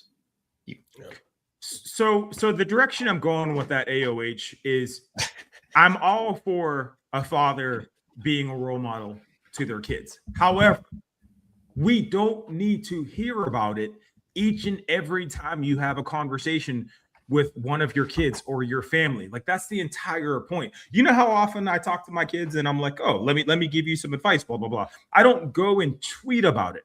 I don't care that he had this conversation with his daughter and she said, well, Daddy, where are we going? Where are you? First of all, I highly doubt that even took place. A. B, she ain't worried about that shit. Nobody cares. So for you to put this out into the story to manipulate people's emotions and further double down this idea that you're this family man, telling us that in AOH, you bring this up all the time, telling us you're a family man, but your actions show a complete 180 detachment from what you're saying, it just gets tiresome and exhausting. So I don't need to see any more stories about how you feel or how your daughter feels about where you're going. And that's no disrespect to her or your relationship with her. The point is those are interpersonal communications and conversations that you're supposed to be having with your family. It's not for public consumption. And you're putting it out in the public to manipulate. And it's then he tries to guilt us. And then Yes. he tries to guilt us. He's like, oh, I'm sacrificing so that I can keep playing. This is from the same dude who says he has nothing left to prove and he's a billionaire, and yet he won't go home and spend time with his family. And I'll tell you how the conversation with his daughter went. She said, Daddy, are you making me leave my friends again? And he said, shut up. No, it was like, Daddy, I want to go back to playing Roblox. Can you please stop making me show up at these press conferences? You know what's really sad about this, and you know that thing that you just put up on the screen, is again, we're going back and we're trying to make LeBron James more than a basketball player here. And they're trying to make it more than basketball. So they always talk about the father thing and the husband thing, and it gets really cringe to me. It gets really weird. Listen, none of us are perfect. None of these guys are perfect, right? When we remember Michael Jordan, the Be Like Mike song, the Be Like Mike commercial, did they ever say, I want to be a husband like Michael Jordan? I want to be a father like Michael Jordan? No, it was about Michael Jordan on the basketball court. What he did, the basketball player, how he approached the sport, his mindset. So when we talk about you being the Michael Jordan of now, and we say, you can be the Michael Jordan of anything. And what that means is to strive for greatness. Like my man Speem always says, strive for greatness in whatever field you are. I remember when President Obama gave Michael Jordan the Medal of Freedom, right? And during the ceremony, he said, you can be the Michael Jordan of anything. You could be the Michael Jordan of teachers. You could be the Michael Jordan of scientists. You can be the Michael Jordan of anything, because what Michael Jordan meant to the sport of basketball was, once again, excellence and greatness, holding a standard. So you can apply that to any area of your life, whatever that area is. But they never promoted Michael Jordan as a great husband, as a great father. They never talked about his kids like this. How many NBA players have kids? How many NBA players have wives? I mean, this is insane stuff that we try to single out LeBron James as the only guy in NBA's history that actually is a father, that's actually a husband. And then they tell you he's great at all of these things. So to me, this is really cringe, the promotion. And like you said, AOH, they continue, and LeBron James continues to promote his family and talk about how much he misses time with his family. But like we always see, and like we've always said, every chance that LeBron James gets to spend time with his family, he takes that opportunity to go on the shop, to go and do another episode of Mind the Game, to go to China and do some commercials, to go to Kai Cenat's house and do some weird live stream with a bunch of goofy ass kids. I mean, this is the kind of thing that's going on for LeBron James. So when they talk about being a role model, that's a huge responsibility, because they're trying to make it more than basketball. But if we stick to basketball for LeBron James, and we talk about being a role model for little kids or people out there, LeBron James, the guy walked off the court early. So just off of that alone, would you want your son or your daughter to walk off the field or play early, to not shake hands, to be a sore loser? Remember when we saw LeBron James throw a temper tantrum a couple of seasons ago because he didn't get a foul called against him? He threw himself all over the court. Would you want your kid to do that if they felt they were fouled but didn't get a foul call? I mean, guys, I've told you, I coach little kids. I coach these kids, and I would never let young kids act this way, even though it would be more acceptable for them to do it at this age. But you want to tell me LeBron James a role model when LeBron James has piss poor body language. Body language is big for anyone that's played sports, because if you're the leader, you're the best player in the team, the other guys around you feed off your body language. If you exude confidence, if you're always looking like things are going to be okay, you're not panicking, you're not blaming them, then they're going to feel better about themselves. For them to talk about LeBron James, and for LeBron James to say, oh, these kids wearing my jersey and they want me to be a superhero and save the day. Dude, you load meds on these kids. LeBron James, never forget, guys, that viral video from several years ago where LeBron James load managed on the Laker fans in LA, and you had that father there who took his son to see LeBron James for the first time, and he called LeBron James out in the tunnel. He said, yo, man, why are you not playing? You're going to load manage on us? And what did LeBron James do? Because he's a dirtbag piece of garbage. He started to go and check his pockets. Hey, man, what you want me to do, give you money out of my pocket and pay for your tickets? No, we want you to show up, dude, for the freaking game. Michael Jordan always said, I show up to work, I show up to play and give the effort, because I don't know if those kids are out there. I don't know if those parents are out there. That's called being a role model on the court.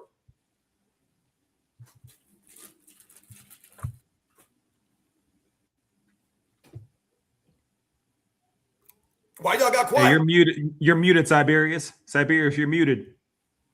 Sorry about that. I can tell because your camera's on. It's hard to find reasons why he is a role model. I couldn't find one. When I was thinking about it for my video, I think I came up with 17 different reasons why he's not a role model. I couldn't think of one why he is. Nope. And what does that say about him? What does that say about you as a man when someone can't think of one positive attribute that you have that people could model themselves after? Right. You can look at it from a marketing perspective, Cyberius. How many people are still saying "be like Mike" to this day, right? How many taglines are you going to have about anybody else? And not even specific to LeBron, but in terms of sports, there are no other "be like Mikes." There's just "be like Mike." That is it.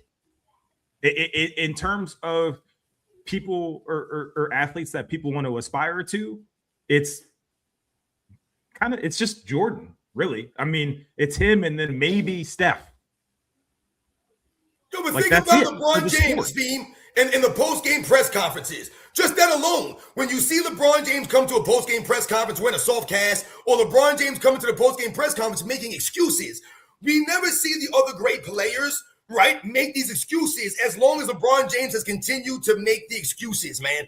So if you have young kids out there, people growing up, you want to emulate somebody. Why would you emulate someone that's never taken responsibility for what they've done? LeBron James needs help. They get him help. It doesn't work out, and he still makes excuses. He don't have enough help. And you continue to make the excuses. That's not being a role model. That's not someone that I would want my kids to look up to or be like. Why would we continue to allow a grown man, LeBron James, supposed to be a grown man, continue to make excuses for everything that's going on in his professional career? Remember, this is a job for LeBron James. Remember, it's just basketball to him, but he's out there working a job. All of us work jobs. We've worked jobs. Some of us have worked different jobs. Some of us work the same jobs. Some of us are professionals, right? Do you make excuses at your work? If you mess up at work, if you're late to work, if you don't show up to work, you're responsible for not showing up to work. LeBron James is never held liable or responsible for what happens at his job. He makes excuses and blames someone else at his work. Can I shout out to my guy Clizzy 124 Life. If you can find his chat, he said Kobe is second. Mamba mentality is more widespread than be like Jordan. I don't know if I can rock with that. I think it's maybe like a distant second, right? But Mamba mentality, and again, rest in peace, Kobe Bryant. I think it became more widespread after Kobe passed. I still think Jordan is just almost galaxy wide, right? Like, I think there's aliens out there rocking Jordans, right? I think that there's aliens out there saying, be like Mike. I think Mamba mentality is a distant second, but it also, but I appreciate the point because it further proves there's no hashtag about anybody wanting to be like LeBron. There is no quote that people refer to when it comes to playing like LeBron, other than, I can't wait to go shoulder somebody in the face. So I forgot about the Mamba mentality piece of it. I think that was Nike just kind of like putting the hammer down. I appreciate you saying that, though. Shout out to Clizzy for saying that, mentioning that. I believe that the Mamba mentality is similar to when we talk about you can be the Michael Jordan of, because you can apply that to any aspect of your life to be great in anything. I think that's where the Mamba mentality is similar, because you can apply the Mamba mentality to anything in your life. So if you want to apply it to fatherhood, if you want to apply it to being a husband, you're applying it to your life. To me, what I think about with the Mamba mentality, I think about trying to be better every single day. Whatever that means, you can try to be 1% better. Whatever it means in your life, that's what the Mamba mentality is very similar to. Be like Mike, but not only be like Mike, it's about being the Michael Jordan of. When we talk about that, you can be that in anything, guys. You could be the Michael Jordan of garbage men, because what does that mean? That means that you're trying to do the best job that you can do at that job. We've talked about this before. It don't matter if you're a package handler at UPS. It don't matter if you're a garbage man. It don't matter if you're a pizza delivery man. No matter how small you think your job is, how insignificant you think your job is, you do the best that you can do. That's applying the Mamba mentality. That's applying, right? Be like Mike. That's the Michael Jordan of. So in that regard, yes, it's very similar. Well, and I think you hit it on the head, Robin. And I think it's more of an apt comparison of Mamba mentality and Jordan of. Yes. Because Jordan of is still utilized to this day. Yep. Anytime there's a great athlete at anything, doesn't even have to be basketball, baseball, tennis, hockey, golf, whatever. The go-to reference is the Michael Jordan of. Exactly. Isn't that the point, though? It's like that's the origination. I'm sorry, Speed. What did you say, Robin? No, go ahead. Yeah, take your call from your dealer. No, but that's the point, right? It's like be like Mike is the originator of this whole, it's the genesis of this whole thing. The fact that we're even having this conversation to this day when LeBron wears number 23 because of Jordan, that should dead the argument right there.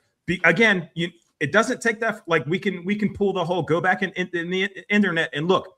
There's plenty of posts about LeBron saying Jordan's the best. The internet's forever. He's the dumbass that put that out there. Once you do that, that's it. It's no different than, don't pay attention to our personal ages. Keep the same energy, blah, blah, blah. Right. The internet is forever, bro. You were the one on social media talking about, I'm playing this game because of my love for him. He's the greatest. That doesn't go away. But for some reason, we're in times where people can just say things and then pray that we forget. I mean, think about Jalen Brunson in this championship run. Jalen Brunson rocking Kobe sneakers. Jalen Brunson having a connection with Kobe Bryant. So you see that the Mamba mentality has rubbed off on players. Kyrie Irving worked with Kobe Bryant.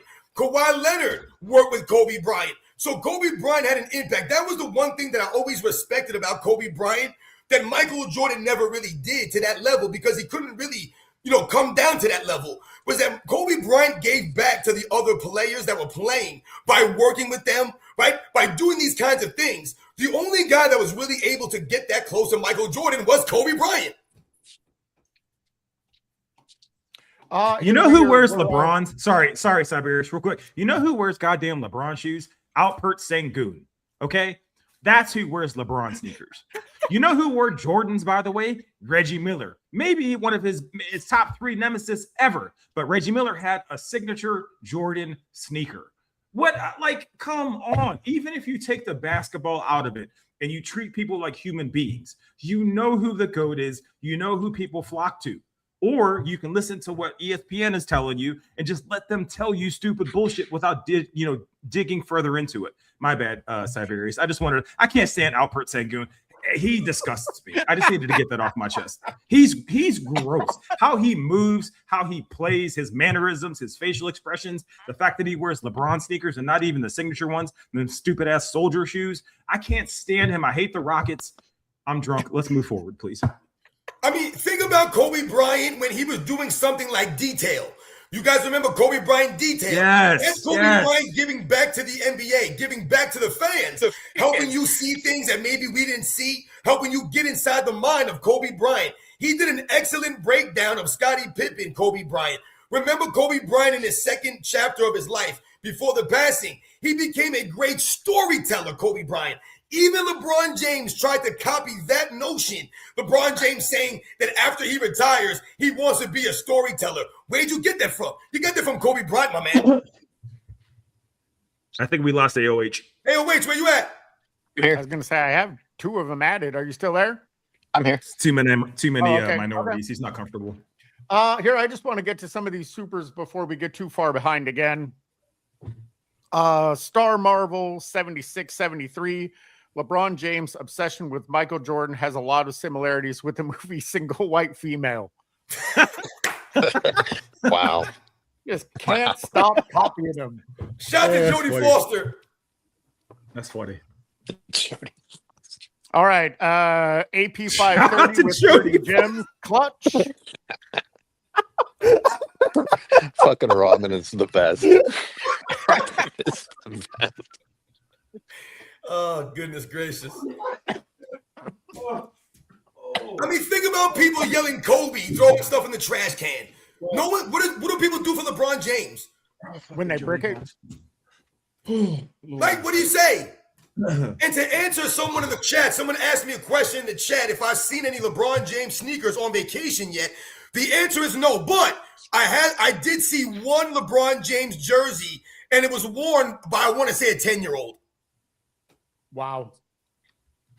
I was at Burlington Coat Factory today, and I took a picture of some LeBrons I saw. No grown-ups wear LeBron James jersey. No, they don't. I did, however, buy my old roommate a 5XL LeBron jersey because he's a big fatty, and I made him wear it. I didn't buy it new. I bought it used. But it was a big 5XL, and I made him wear it. He still has it to this day, too. If you travel overseas, I'm sure you can find all the LeBron championship jerseys that never happened right in Africa. You can find them. I'm sure they're on a whole bunch of homeless kids. It's giving them warmth and nurturing. I'm sure they're happy. But that's the only time you'll ever see any LeBron James merchandise is overseas or some kind of foster situation or giving to charity kind of deal. It's not That even makes sense. not even a hypothesis. That was Dave McMiniman's story before the season began. What It's like was- I was in this remote village in Africa, and they were wearing LeBrons, and it was supposed to be a compliment. That fucker's so detached. Somebody probably told him he was in Wakanda, and he was like, "Oh yeah, that sounds right." He's the worst too. Him and his girlfriend Just or can't whatever she is. stand that fool. Yeah. All right. Got to get through these supers. Earn your O2 again. Now the only people calling LeBron daddy is Reeves and his little commissioner Muppet Adam Silver. Agreed. Agreed. Exactly. Fantastic. Crafty Cam, never forget when he forced Bronny to talk with Diddy on FaceTime. With Bronny was clearly not comfortable with it. Horrible father. We actually showed that video in the last live. I remember. We did. And it was incredibly uncomfortable for everybody. Amanda Ruiz, he's the LeBron James of role models. That's good. That's Fantastic. Well Well done. I like well that. done. Done. Thank you, Armando. Jesse the Glad Saget, Sports and Fitness Rants. LeBrick is the personification of emasculation, and his fanboys are the personification of ejaculation to his emasculation. Jesus. Wow. That's a lot. Yeah. It, man. That's a lot to process. That's some things you can't unread. Oh, goodness gracious. All right. Xavier to God again. Man, you are too generous today. Yep. Did you guys know former Spur Jonathan Simmons was a UPS driver before being an NBA player, and he locked up LeBron? I bet JJ Redick didn't know that. I didn't know that. I'm not gonna lie. Yeah, that was an old clip. It got resurfaced again. I think Dreamers Pro resurfaced it. Yeah, Nice. Resurfaced. You're being polite saying resurfaced. Yes, I am. You're being very polite. You're being very import cordial. AI saying with resurfaced. 30 gems clutch. Lost 1-9 again. LeBron is a role model. He's never been arrested and never hurt his wife. Now let's get him a cookie. One of the ones like Riley took from him. That's actually really good. That's actually a great point, too, because you'll often hear them mention that LeBron James never got arrested. He never cheated on his wife, and that makes him a great. I mean, like, how do they even know what's going on behind the scenes for him and his wife, man? But these are kind of cringy ass things that his fan base says. That's the bar for LeBron James. He didn't murder nobody. Right. Robin, how long ago did Chris Rock say, "What you want, a cookie?" for doing these things that you're supposed to be doing as a father? Right, everything that a grown man is supposed to do. Yeah, like almost 30. Almost 30. Was it 30 years ago? I think so. Years ago. Yeah. What you want, a cookie? I take care of doing these things that you're supposed to be doing. I mean, this is low-hanging fruit shit we're talking about here. Just the bottom of the barrel. Being a decent human being, AOH. I know that's one of the things you always kind of get on is just being a decent human being, right? Yeah. But that is the level that we're measuring a billionaire, somebody with unlimited resources. We're calling him a superhero because he does the bare minimum, to our knowledge, the bare minimum as a human being. Yet he has the resources and the money to accomplish anything he wants. But we're saying, congratulations for staying faithful to your wife. Or congratulations for being a good father. Additional point on this, the fact that he's a billionaire also means that he might be guilty and we wouldn't know, and he certainly wouldn't get arrested. That's the way it goes with billionaires.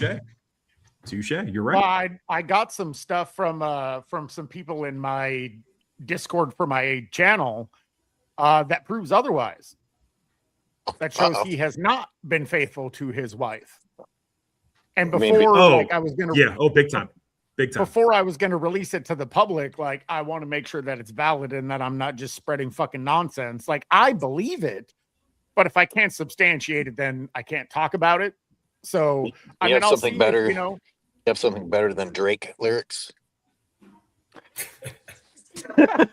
I didn't even know you knew who Drake was. That's funny you said that, AOH. No, LeBron's been linked to several harlots in women of the night throughout his career, but it gets tucked away very quickly. Yes, Jules is the first person I think of that he's been linked to. I'm not going to steal your thunder, Cyberius, but please move forward with those investigations because those have been substantiated several times. So you go with that, please. Oh, then I absolutely will. I was going to say I have them saved. I'm just waiting on them. Center Skuldum, 440 gems, Uncolert. You know what's funny though about the whole women on the side and all this other stuff? I really don't even care. I don't care what any of these guys are doing on the side. That is not my business. The problem is that for LeBron James, they promote him as a great husband. Right. That's the problem here. So no other NBA player is promoted this way. So are we going to sit here and say that every NBA player has been 100% faithful? Is this what we're going with right now? And we're going to sit here and talk about LeBron James as if he's 100% faithful? Who gives a damn? But this is how they use LeBron James' name to promote him. And that's the sad reality here. Like I've said many times on my channel, I do not raise my children based off the way that Michael Jordan raised his kids. I do not treat my wife and her husband the way that Michael Jordan was a husband and the way that he treated his wife. Because by all accounts, I might be a better father than Michael Jordan. I might be a better husband than Michael Jordan. The one thing I know I'm not better at Michael Jordan is basketball.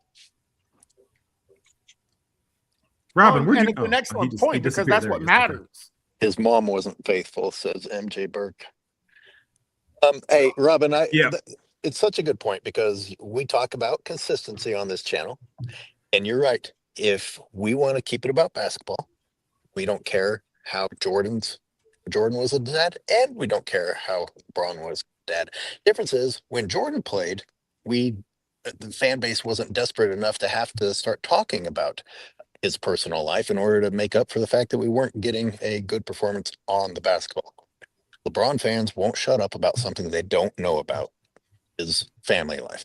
And therefore, we end up countering it. Did anybody ever say, hey, you know what? Michael Jordan's greater than Larry Bird because he was a better father? Or he's better than Larry Bird because he was a better husband. He was better than Magic Johnson because he was a better husband. This is nonsense, man. But they use this kind of stuff to lift LeBron James up in these debates. They actually think that this matters. Like, what the hell is going on here? And then you have people that say, yeah, well, Michael Jordan did this too. And we don't give a damn what Michael Jordan. I don't give a damn what Michael Jordan was doing on the side. You think I give a damn what Michael Jordan was doing on the side? I don't give a damn, because the one thing I do know is that Michael Jordan never cried and moaned about the time that he missed with his family. Michael Jordan was never promoted as a great husband and father. So it doesn't matter what he was doing on the side, because the one thing that we do know is that Michael Jordan showed up to work. Michael Jordan gave the effort. And Michael Jordan, once again, pushed the game forward. Robin, what you're talking about, and AOH, I'm just going to double down on what you're saying, is because I didn't think about it, so you just said it. The family stuff, the fatherhood stuff, the whether or not he's faithful and all that bullshit with LeBron does not come up until he starts to lose, right? Yep. When he's winning, nobody cares. Like, nobody talks about his family. Nobody talks about his kids or his wife or anything like that. It's just LeBron and his greatness, blah, blah, blah. The second he starts to lose, and Stephen A. Smith, that fucking living Simpsons character, the second he starts talking, the first thing he talks about is how great of a father he is or how great of a husband he is. They never talked about that about Jordan. If anything, what we're hearing now is how poor of a father Jordan was, or how his father was killed as a direct result of his gambling and blah, blah, blah. You know, that whole time travel basketball thing. That's how sad these LeBron fans are, is they don't even argue basketball anymore. They're arguing lifestyle bullshit. They're doing anything they can to prop their leader up. But he's a basketball player. So if you can't keep the conversation within the context of basketball, and you have to continuously talk about his lifestyle, which, by the way, is all for show and all a gigantic lie anyways, then you've already lost. And the saddest part is they don't even have the wherewithal to understand that they've lost. They're just going to keep marching on like they've been given orders by some kind of foreign military, but just following it because they're told to. That's the saddest part. I mean, one of the things that really hit me, if you guys remember Dennis Rodman's Hall of Fame speech, what did Dennis Rodman start talking about? And I've never seen Dennis Rodman get like that. He literally broke down in tears. He couldn't even speak, talking about what his wife did and what he did to her, how he treated his family. He said, I wasn't there for them. I jacked that all up. He talked about that as Hall of Fame speech because he understood what he did, and he wanted forgiveness, and he wanted to say to you, to the woman, thank you for what you did and what you had to put up with. But Dennis Rodman was doing all kinds of crazy things. Did we ever talk about Dennis Rodman's kids? Did we ever talk about Dennis Rodman's wife? No, and he was jacking it all up, man. So much so that he broke down in tears talking about the time that he missed and how he was not there for those people. Hell, you got people saying now that Michael Jordan don't do nothing for black folks. Like, it's weird stuff how we go with this black thing now, and they'll say, oh, y'all hate on a black man. Meanwhile, they're laughing at Michael Jordan's father being murdered. They're blaming Michael Jordan. Kobe Bryant dies, they make jokes about it. I'm pretty sure those guys are black, but we only use the blackness for LeBron James. Meanwhile, he's fake reading a Malcolm X book. Meanwhile, Michael Jordan helped Spike Lee produce and make the Malcolm X movie. There would be no Malcolm X movie with Denzel Washington, directed by Spike Lee, if it was not for someone like Michael Jordan. When they don't talk about the hospitals that he built. 3 hospitals, Cyberius. Yes. Dikembe Mutombo built so many hospitals. Dikembe Mutombo is like responsible for like an entire region of hospitals, and nobody ever talks about all the great work that he did or does.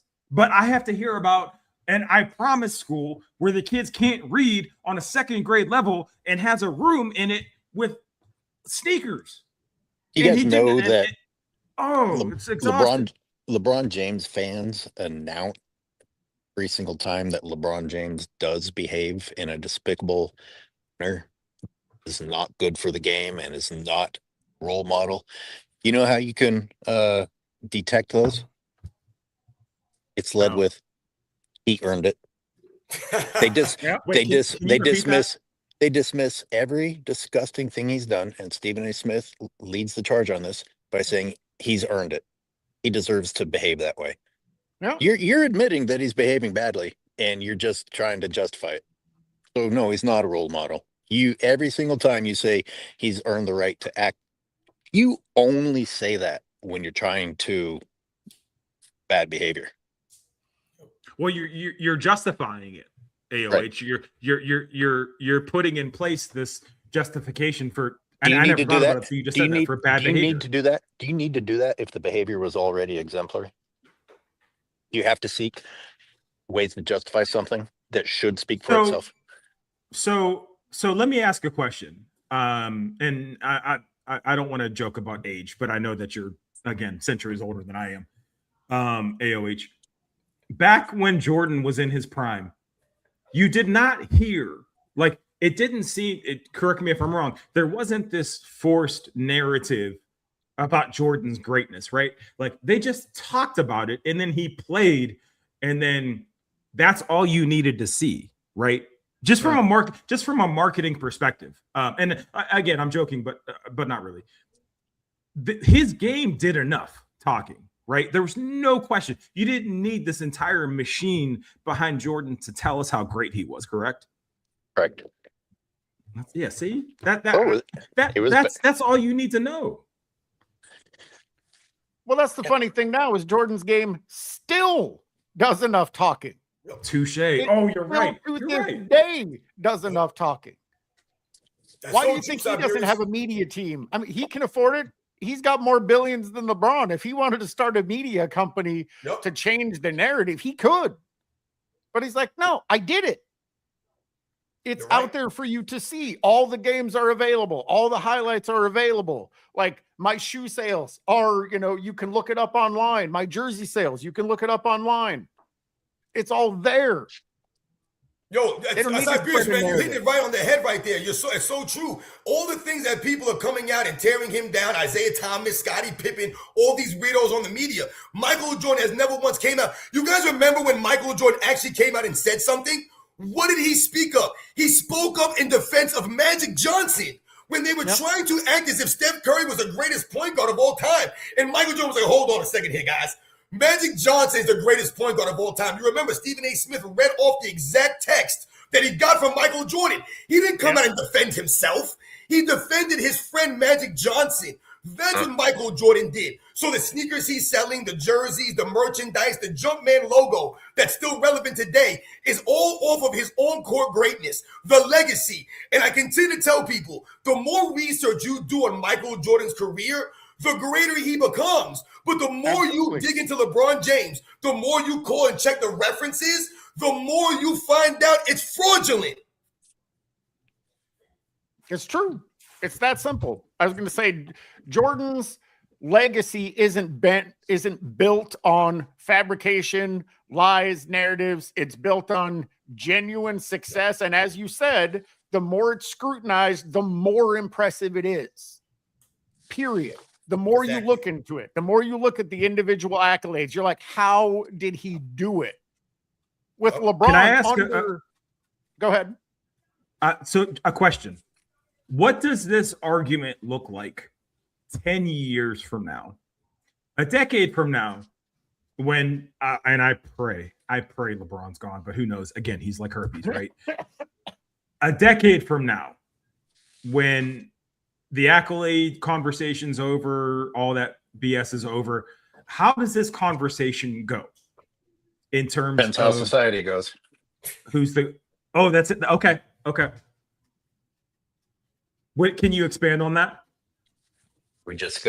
Are people going to pretend that they have opinions about something based on reading what their AI friend told them that they should say? I mean, how many people are even actually going? LeBron fans already aren't past, and there's a shitload of them. If things continue to go downhill, everyone's going to be pretending to be anything. I mean, think about the history of mankind. And you have people that try to make it seem like we're smarter today and we were dumber 100 years ago or 50 years ago or 60 years ago, people were dumber back in the day. Meanwhile, they didn't have calculators. They didn't have computers. They didn't have cell phones. And we were building skyscrapers. They were building bridges. They were doing all these amazing things years ago without the advancements of technology that they have today. So how could we be dumber back then? It doesn't make any sense. If you talk to anybody that's around 20 years old, you'll see what I'm talking about. These people are stupid, man. They really are dumb. It really is a sad sight of film. When you talk about where's the discussion going to go in 10 years, hopefully we're still around doing these kinds of things and we're holding the standard. You know, a lot of people keep saying, oh, what are you guys going to do when LeBron James retires? This has never been about LeBron James directly. It's about the promotion and the lies and narratives surrounding LeBron James. If they never were tearing down the other eras, you know, with the lies and the narratives, then there would be no reason for us to be here. But unfortunately, they don't want to report the facts and keep their history intact. So what do? They rewrite it. When you hear people say today that Scottie Pippen is all of a sudden the best player on the Bulls, guys, that's rewriting of history. That's not the way it went down in the 90s. We were all there for this. But these 20-somethings, these 15-year-olds, these 18-year-olds, they weren't around for this. It's the same analogy I gave you guys about a restaurant. And you go to a restaurant, the same restaurant for 20 years, and you've been getting the same burger for 20 years. You can have an opinion on that burger. If someone's new, they go to that restaurant for the first time now, and they get that burger. They just got that burger once. And they tell you, man, it's the best burger I ever had. You can pull from the history, and you can say, you know what, 10 years ago, this burger was actually better. They had better cooks there. They used to do a little bit something different. The burger was better. I can have that opinion. I've been going to the same restaurant for 20 years. So I can tell you about the burger 10 years ago, 15 years ago. Only thing you can tell me is how the burger tastes now. And that's the problem for a lot of these young fans out here. They've been watching the NBA since 2010. And they're trying to tell us that this is greater, but they can't give you any history of why it is. Robin, and shout out to Meg, because this is it's so crazy you mentioned idiocracy. And this is gonna further prove AOH's point. 10 years from now, as dumb as we are now, we're probably just gonna get dumber. So 10 years from now, that goalpost is gonna be moved, and all we're gonna hear about is longevity awards in the scoring title. So one thing I am worried about, and this is just worldwide, not even just within the constructs of basketball, is how do you measure success? Are we going to measure success by somebody who played in the league for, I'll say realistically, he's probably got 2 more seasons left, right? So 25 years. However, it's going to come out that he was on PEDs. And that goes back to AOH's point. How do you punish that? It's not going to matter. It's not going to matter. So that is going to be the new structure of success. One man playing in the league for 25 years, getting empty stats in empty points in garbage time, where if you were alive to see it, you, Robin, AOH, Cyberius, we're alive to see it in action and see how useless and pointless it is for LeBron to stay in a game when they're down by 30 points in the fourth quarter. But as long as he got his 25, 7, and 7, that's all that matters. 10 years from now, they're just going to see the 25, 7, and 7 and call it successful. And the reason that is so problematic is because it goes back to the idea of, okay, well, how many times has he won in the finals? If you do 60% of something well, that's a D. That's a D minus where I come from. That's right above failure. However, the standard now is that that's successful. Go ahead, AOH. Like you said, they're not going to know the context of those points. You don't know the context of the fake accolades, like the fake MVPs. Like we all know that Anthony Davis deserved 2020 MVP. Shannon Sharp just used in his argument about why LeBron's time in LA was a success, these fake accolades. And if you don't know, all they're using is a list of things that have taken place. And there you go. Yep. Well, so especially when you were talking, Robin, but to touch on things that all of you guys were saying, with previous generations, it was an accumulation of knowledge. I was going to say, I know how to build a house with bricks. I know how to paint a house because I did it. Now it's regurgitation of information without context. They don't know the skill. They don't have the knowledge. I was going to say, I know how to do things because I learned them. They don't even learn things. They regurgitate information that they saw from other resources. They don't substantiate that information. They don't fact check it. They regurgitate it, and they regurgitate it without context. So it's meaningless. It's meaningless to anyone. It's meaningless to the person that heard it, that regurgitates it. It's meaningless to the people that hear that person regurgitate it. It means nothing. Knowledge is power. They don't have the knowledge, so they lack the power. And they're not even seeking it. Right. That's a great point, Cyberius. When you talk about, people like this, they don't want to listen to anybody. Everyone, think about LeBron James. He thinks he knows everything. A lot of these people out here, they won't listen to the old heads. We're just old heads. No, but once again, we have experience because, again, we had to listen to the older people back in the day. You know why? Because we respected the older people back in the day. So when someone that was older than you spoke, you shut up and you listened to what they had to say. Ask a young person right now to go outside and change a tire. They want to know where to begin. They want to know where to look. Go ask a young person right now to go tie a tie. They would not know where to begin. They don't even know where to start. So these are simple, basic skills that humans have devolved in. We've lost these basic, simple skills. Even people having conversations with each other, they have to talk through text. They have to talk through emojis. I mean, look at this nonsense. It doesn't make any sense, man. We tried to explain the NBA to them back in the day, and they tell us that Bob Cousy couldn't dribble. We tried to explain the NBA to them, and they tell us that those guys were plumbers and taxi cab drivers. Somehow, some way, it's less for you to have to work a side job. Wouldn't that be more impressive to you? Wouldn't it be more impressive if the NBA players today had to work during the offseason and play basketball? That to me would be more impressive. But now we knock those guys that they're lesser than because they had to work jobs to support themselves and support their families. They laugh at guys like Bill Russell and Will Chamberlain and other guys that played during that era.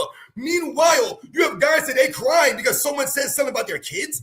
Someone says something about their mama. Go ask Bill Russell what he was dealing with.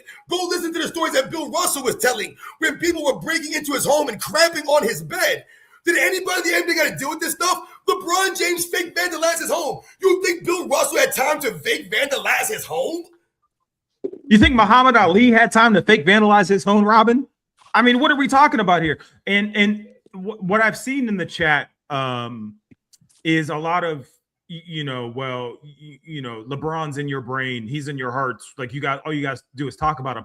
What you have to realize is we are basketball fans. We watch basketball. So when we are inundated with kind of the opposite of what makes basketball great, and we see it 24/7, we're going to respond to it because we're not NPCs, as the kids say. We're not robots. We're not just going to sit here and take this information at face value like it's fact. How dare we question whether or not somebody is a great human being, let alone a great basketball player, because we can see with our two own eyes as people that have watched the sport for 20, 30 years, whether he's actually aiding or helping the game.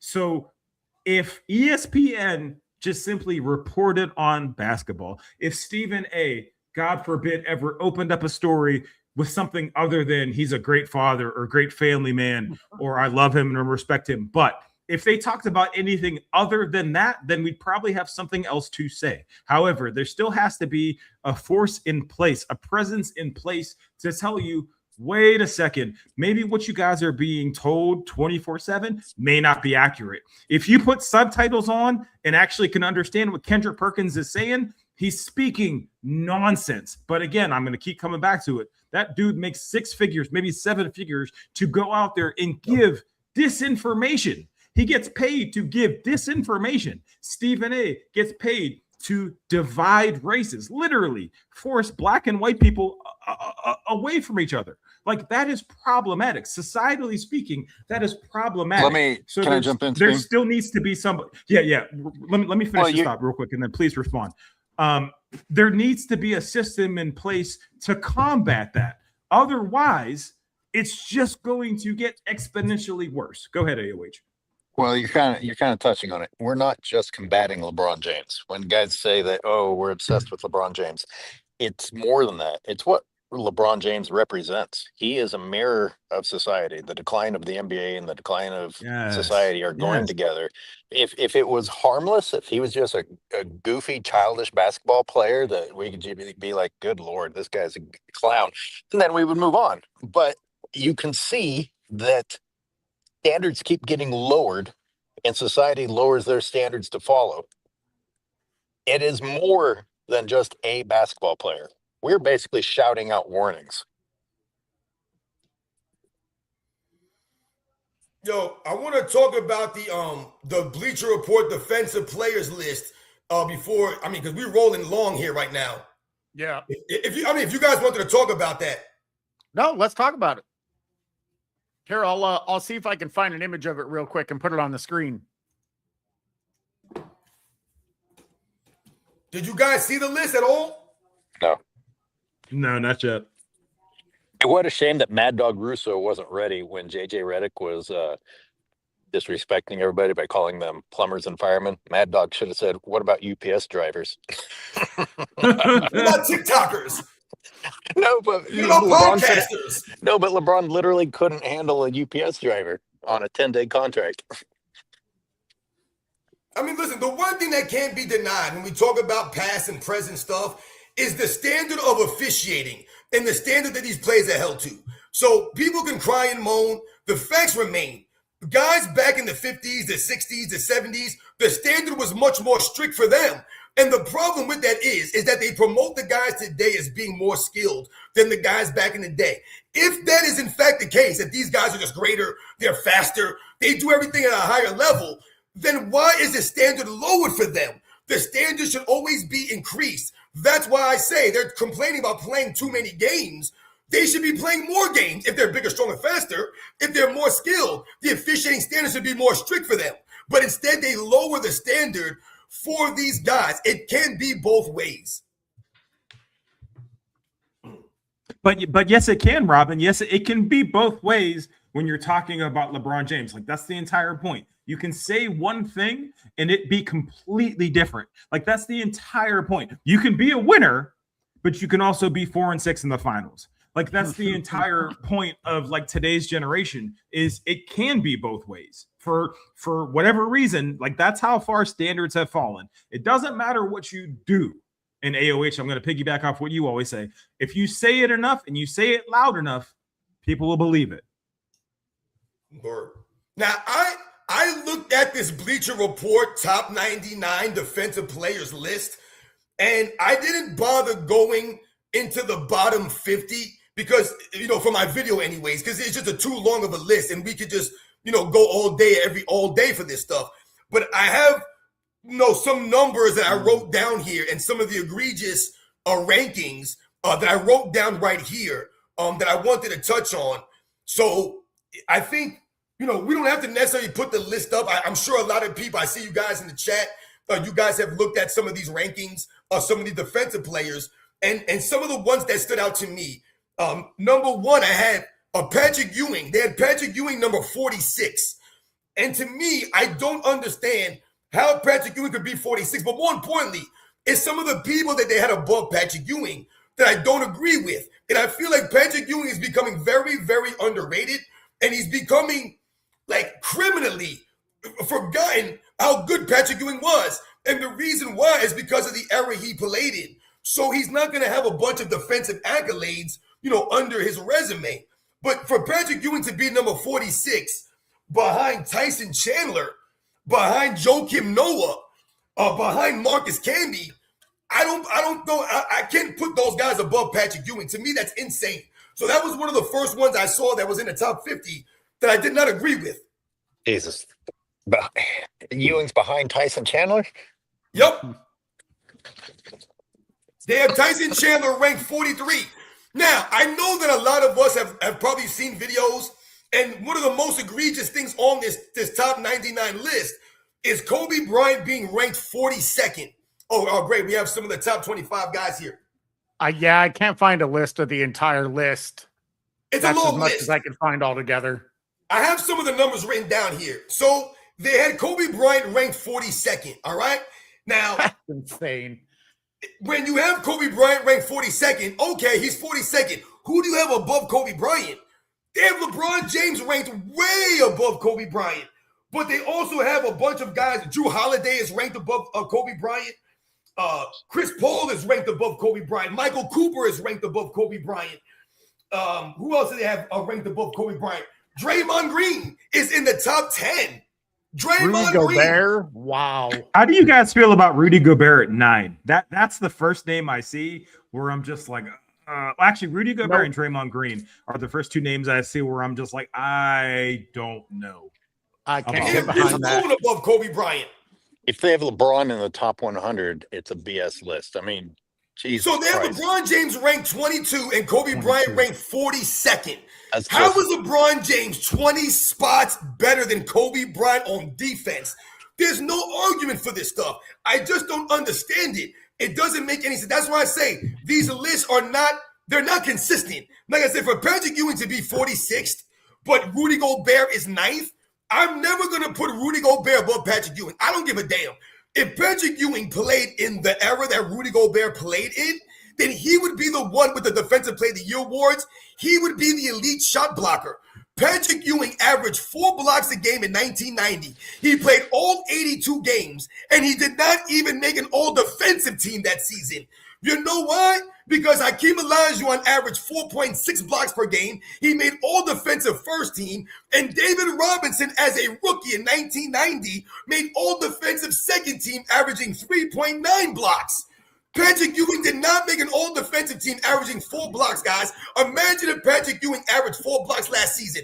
Victor Wembanyama's not averaging 4 blocks a game, but Patrick Ewing did that. So for Patrick Ewing to be that low on the list, Rudy Gobert to be number 9, Rudy Gobert's not a better defensive player than Patrick Ewing, guys. Think about the New York Knicks defenses of the 90s that Patrick Ewing was anchoring.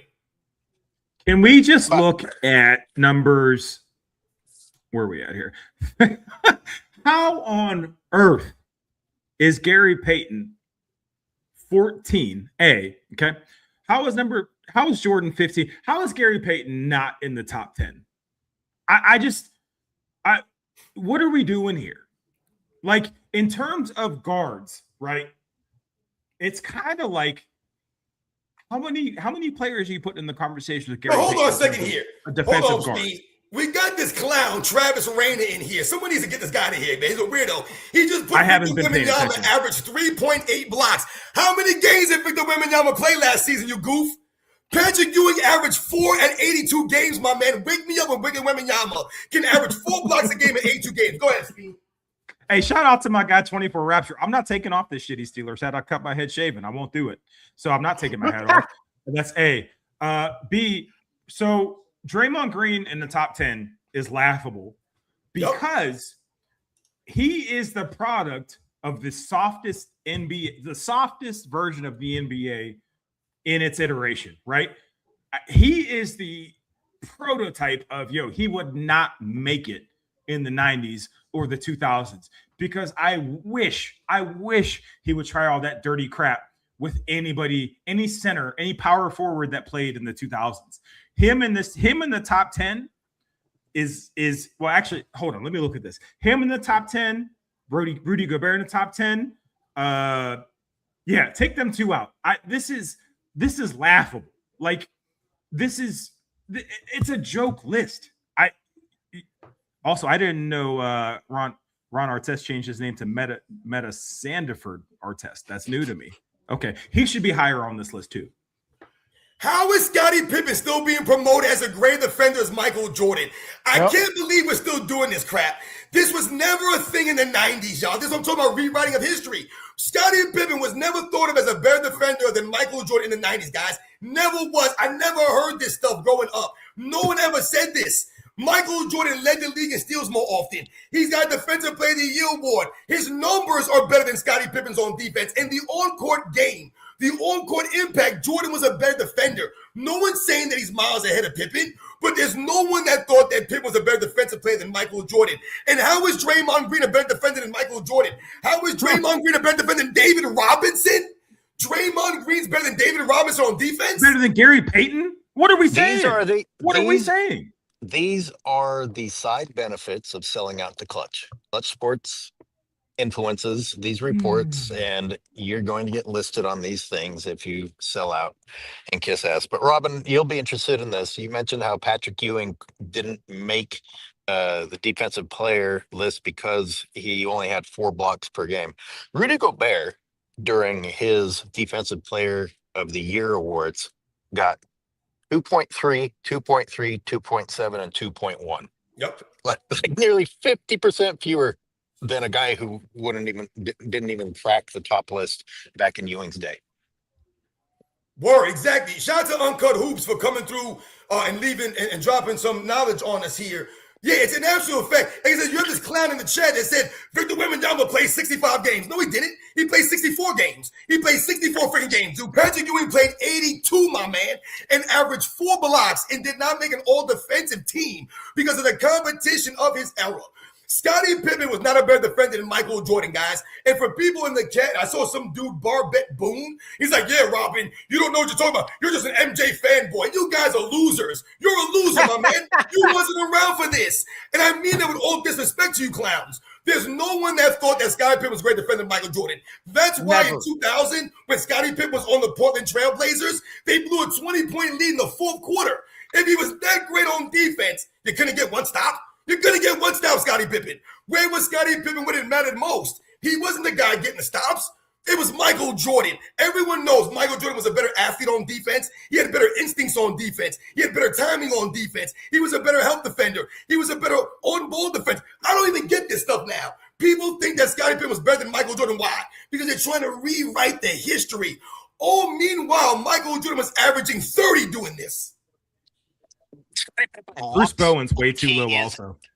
Scottie Pippen looks like he is in cement on that iconic play where Kobe goes around him and then throws the alley-oop to Shaq. I mean, he looks like he's in cement. I've ever seen. One of the nastiest crossovers I've ever seen. In the 1992 NBA Finals, Scottie Pippen was getting abused by Jerome Kersey. Jerome Kersey was doing work on Scottie Pippen. Was Scottie Pippen guarding Clyde Drexler? No, Michael Jordan was guarding Clyde Drexler. But they try to tell you some nonsense. They act like Scottie Pippen was guarding all these positions. In the 93 Finals, was Scottie Pippen guarding Charles Barkley? No, Horace Grant was guarding Charles Barkley.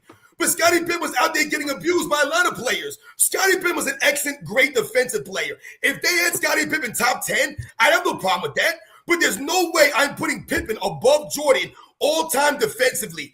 Thank you very much for putting up 64 games for Victor Wembanyama.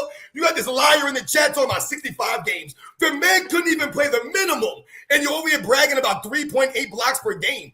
Once again, look at the total blocks for Patrick Ewing in 1990 and a lot of those seasons that he was getting those blocks, man. It's not even close, guys. Rudy Gobert, he's not even touching Patrick Ewing. Can you put the list back up? Was Iverson on that list anywhere? Allen Iverson on the defensive players list, man. Stop it. He's an automatic 2 to 3 steals a game, though. I'd have him above a couple of these guys.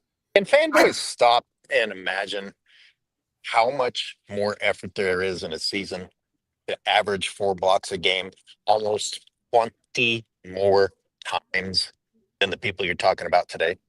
You have to go out and do that 20 more times in a season. That's right.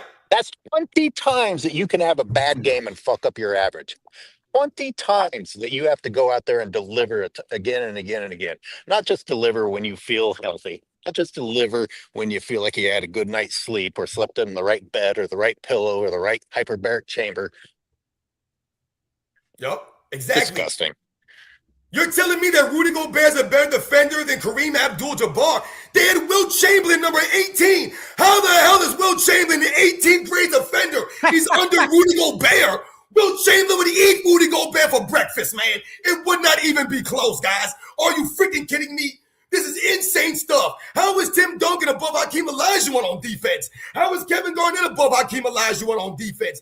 This is an insane list that's not consistent at all. There's no way that Rudy Gobert was better than David Robinson on the defensive end. There's no way that he was better than Kareem Abdul-Jabbar on the defensive end. He's not even in the same stratosphere as Will Chamberlain on the defensive end.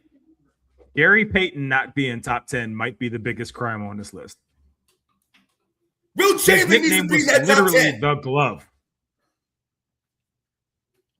Who did Will Chamberlain have to guard? Barb and Boone, do me a favor, man. Please, go outside and get some sun, dude. You need some help. Go look at the Hall of Fame centers when Will Chamberlain played, my man. You don't know. I don't got to tell you. You should have done your own research. Don't come in here with who did Will Chamberlain guard. Go do your own homework, fool. Go watch the videos from the Will Chamberlain archive. This is what I'm talking about, you clowns. You don't do your homework. All you do is listen to Nick Wright and Shannon Sharp and these goofy ass LeBron James channels. Go Bears. You know I got to turn my camera off when Robin starts yelling. Who did Rudy Gobert guard? My computer explodes. Sengun. Who's Rudy Gobert guarding? Sengun. Alpern Sengun. Another thing about Michael Jordan versus Scottie Pippen. 1998, the final season of Michael Jordan playing the Bulls at 35 years old. He was 5th in Defensive Player of the Year award voting. 5th. Michael Jordan's longevity on defense was greater than Scottie Pippen's, guys. That's just the facts, man. So don't come in here and tell me that this dude was better than Michael Jordan was. This guy named one dude, the Joker, Jokic. He had to guard Jokic, Rudy Gobert. That one guy you're naming? One dude? And how was greater than Nikola Jokic in this weak-ass era when dudes are carrying, traveling the ball all over the place? The hell out of here, man. How is Anthony Davis over Alonzo Mourning? Even if you think about them as basketball players, which one was available and which one wasn't? How do you have AD who plays 14 games a season over Alonzo Mourning? One of the last few big men to actually meet you at the cup. These guys don't even play against each other. That's the thing here. When you look at how many times Bill Russell and Will Chamberlain faced off against each other, they faced off against each other a lot of times. Will Chamberlain didn't duck the smoke. Bill Russell didn't duck the smoke. Willis Reed didn't duck the smoke. Walt Bellamy didn't duck the smoke. Right? Did Nate Thurman duck the smoke? Did Wes Unseld duck the smoke? I mean, did Will Chamberlain not guard Kareem Abdul-Jabbar when he was young and he was old? Yes, he did. Go look how many games Will Chamberlain played in his last 3 seasons at 34, 35, and 36 years old. The man played all 82 games, dominated the glass, and was blocking 10 shots a night. But he didn't go against nobody. I just named 5 Hall of Famers that he went against. This guy named Chet Holmgren and Joel Embiid. Joel Embiid don't play. Who is Chet Holmgren? What else is on the docket, Cyberius? We've been going at this for almost 2 hours and 20 minutes. I'm fired up. I'm good to go for the rest of the afternoon. Don't get me wrong. But what else? They got Dennis Rodman number 7. Dennis Rodman number 7. Dennis Rodman is the most versatile defensive player I've ever seen in my life that I ever watched. Yeah, he's going to punch me through the screen, so we better move on. That's personally the one that I take the most offense to. And I absolutely admit that I'm biased, as Rodman is my favorite player. But again, absolutely most versatile defender all time. I don't even think it's close. And then to have him having Draymond Green at 10 is the biggest hedge I have ever seen. It's like they're too scared to not put him in the top 10. But he is not. Like, it's disturbing how off this list is. I mean, I think it's problematic. It is problematic. I personally only had one other thing that and it's a video that I wanted to watch, and it's hilarious because it's Dwayne Wade watching the LeBron's decision like he had no idea what was happening. Rudy Which Gobert. we know is a I can't fucking believe lie these because clowns. he knew 2 years before that what was happening. But yeah, apparently it's recorded, it's documented because he was finding out when we were finding out. And I'm like, what? Where do the lies end? They just don't stop. They can't let things be what they are because what they are is embarrassing. And it makes the league look worse than it even is. Wait, what? So, I mean, if you guys want to watch that video, I'm certainly down. If you want to wrap it up, that's fine. If you want to keep going, I'm good with whatever. Listen, I'm not done. I am not done. Hold the hell on here. This is absolutely ridiculous for you lames in the comment section to be talking this nonsense. And you're lucky I can't get y'all up out of here. Because I get you clowns up out of here. You got fools named Chet freaking Holmgren. Gotta reset my Chet computer. freaking Holmgren. You got people out here talking about Michael Jordan this, Michael Jordan that. You guys, I dare you fools to go home right now and make a video. Make a video on it. I dare you fools to make a video. You guys have no clue what you're talking about. You're a bunch of idiots. Will Chamberlain was that dude. The dude was legit. For Bruce Bowen to be number 24, but LeBron James is 22, what did Bruce Bowen at 35 years old do to LeBron James in the finals? You show me LeBron James at 35 years old playing defense. Show me LeBron James at 35 years old playing defense. LeBron James ain't been an all-defensive team since he was 29. But you're going to put him above Bruce Bowen that was making all-defensive teams well into his 30s? This is insane stuff. I saw Michael Jordan cooking Bruce Bowen when he was on the Wizards on one leg. Yep.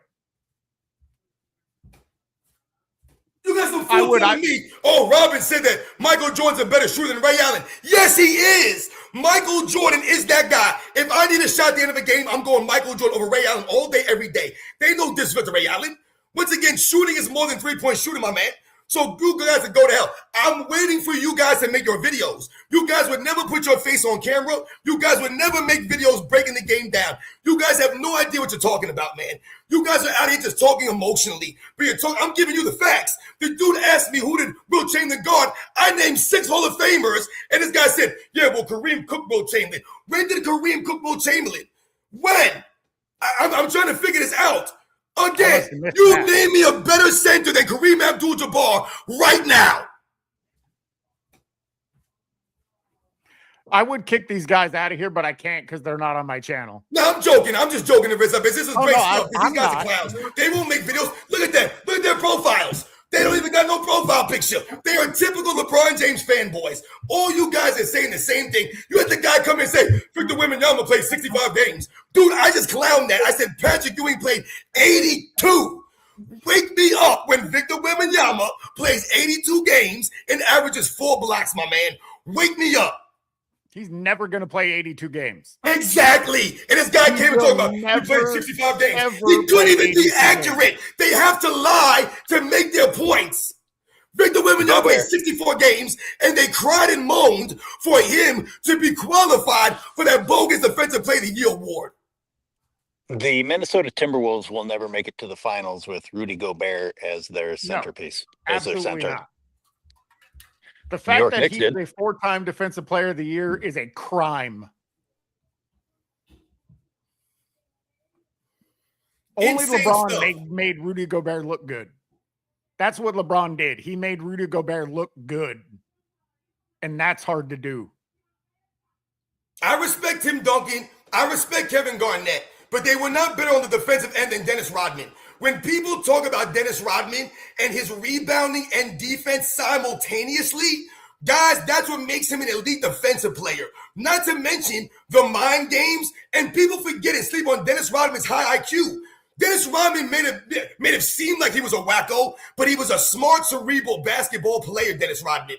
So for him to be number 7, to me, is, as I said, it's egregious to me. He should easily have been in the top 5, easily. And for them to put Draymond Green above guys like David Robinson, above guys like Dwight Howard, to put him above Gary Payton, to put him above Kareem Abdul-Jabbar, to put him above Will Chamberlain, insane stuff. Remember, if Draymond Green was that great on defense, guys, then how come Draymond Green didn't get the Finals MVP in 2015? Instead, they had a subbing Andre Iguodala off the bench to guard LeBron James. Why did Draymond Green do that if he was so great on defense? It doesn't add up. Where was his Finals MVP in 2015? If he was that great on defense, he would have been the guy that they would have swapped on LeBron James, and that would have been the difference in the series. Instead, they had to bring a bench guy in, Andre Iguodala, to be the difference maker. Something you mentioned, Robin, that I want to touch on real quick. Tim Duncan, KG, they just played straight up defense. There was no gimmicks. There was no dirty play. There was no, you can count on them for a flagrant foul or you can count on them for a hard foul. They just played straight up man-on-man defense, right? And that's what they were known for. So where you have them on the list, okay, we can argue that. but you have legitimate defensive presences on this list, and then you have a Draymond Green at 10, and that is a slap in the face to basketball, because Draymond Green is just a walking flagrant foul, a walking like problem waiting to happen. So everybody, well, actually, let me look. Okay, so Bill Russell, Tim Duncan, KG, Hakeem, Ben Wallace. Ben Wallace, he wasn't known for dirty play, right? He was known for just being a physical defender. Like, you, when he was in the paint, you weren't touching the rim. Everybody else on this list, like, they're known for their defense. Draymond Green, what is he known for other than dirty play, right? A flagrant foul here and there, and the spaz out on his coach in front of everybody, okay? And I guarantee 2 techs. Him at top 10 is laughable when you think about someone like a Tim Duncan or a KG or a Hakeem or a Ben or pretty much everybody else on this list in the top 10 that played legitimate one-on-one or team actual defense. Like, I think that that's something that's not talked about enough. I'm okay with Draymond Green being on this list somewhere, but top 10 is crazy when you put him in the same sentence as players that played real defense where it wasn't just fouling or kicking someone in the nuts or pushing them over. This is not a real joke. This is not a real list. It's not. Steve Kerr said that Draymond Green is a better defender than Dennis Rodman. This is so crazy. Yeah, exactly. I made a video about it because Steve Kerr's a dunce. Whatever he was, he's no longer anymore. Goodness gracious. I still don't understand how Kobe Bryant is 42nd, but LeBron James is 22nd. He's 20 spots. And Jordan is a better shooter than Ray Allen, Robin. So if there's people arguing with that in the chat, I don't even know why you give them attention. Like, that's not even a conversation. But look what the guy said. Then he followed that up by saying, I bet you Robin thinks that Michael Jordan's a better free throw shooter than Steph Curry. These guys are weird. Again, if I need one shot at the end of a game, I'm taking Michael Jordan over Steph Curry, over Ray Allen, and that's no knock on those guys, but these are the weirdos that are out here. I dare that guy to make a video. I guarantee you, he can never make a video explaining this stuff. They come to the comment section and cry. It doesn't make, I've broken it down. The guy asked me a question. I listed 6 Hall of Famers that Wilt Chamberlain guarded. They have no answer.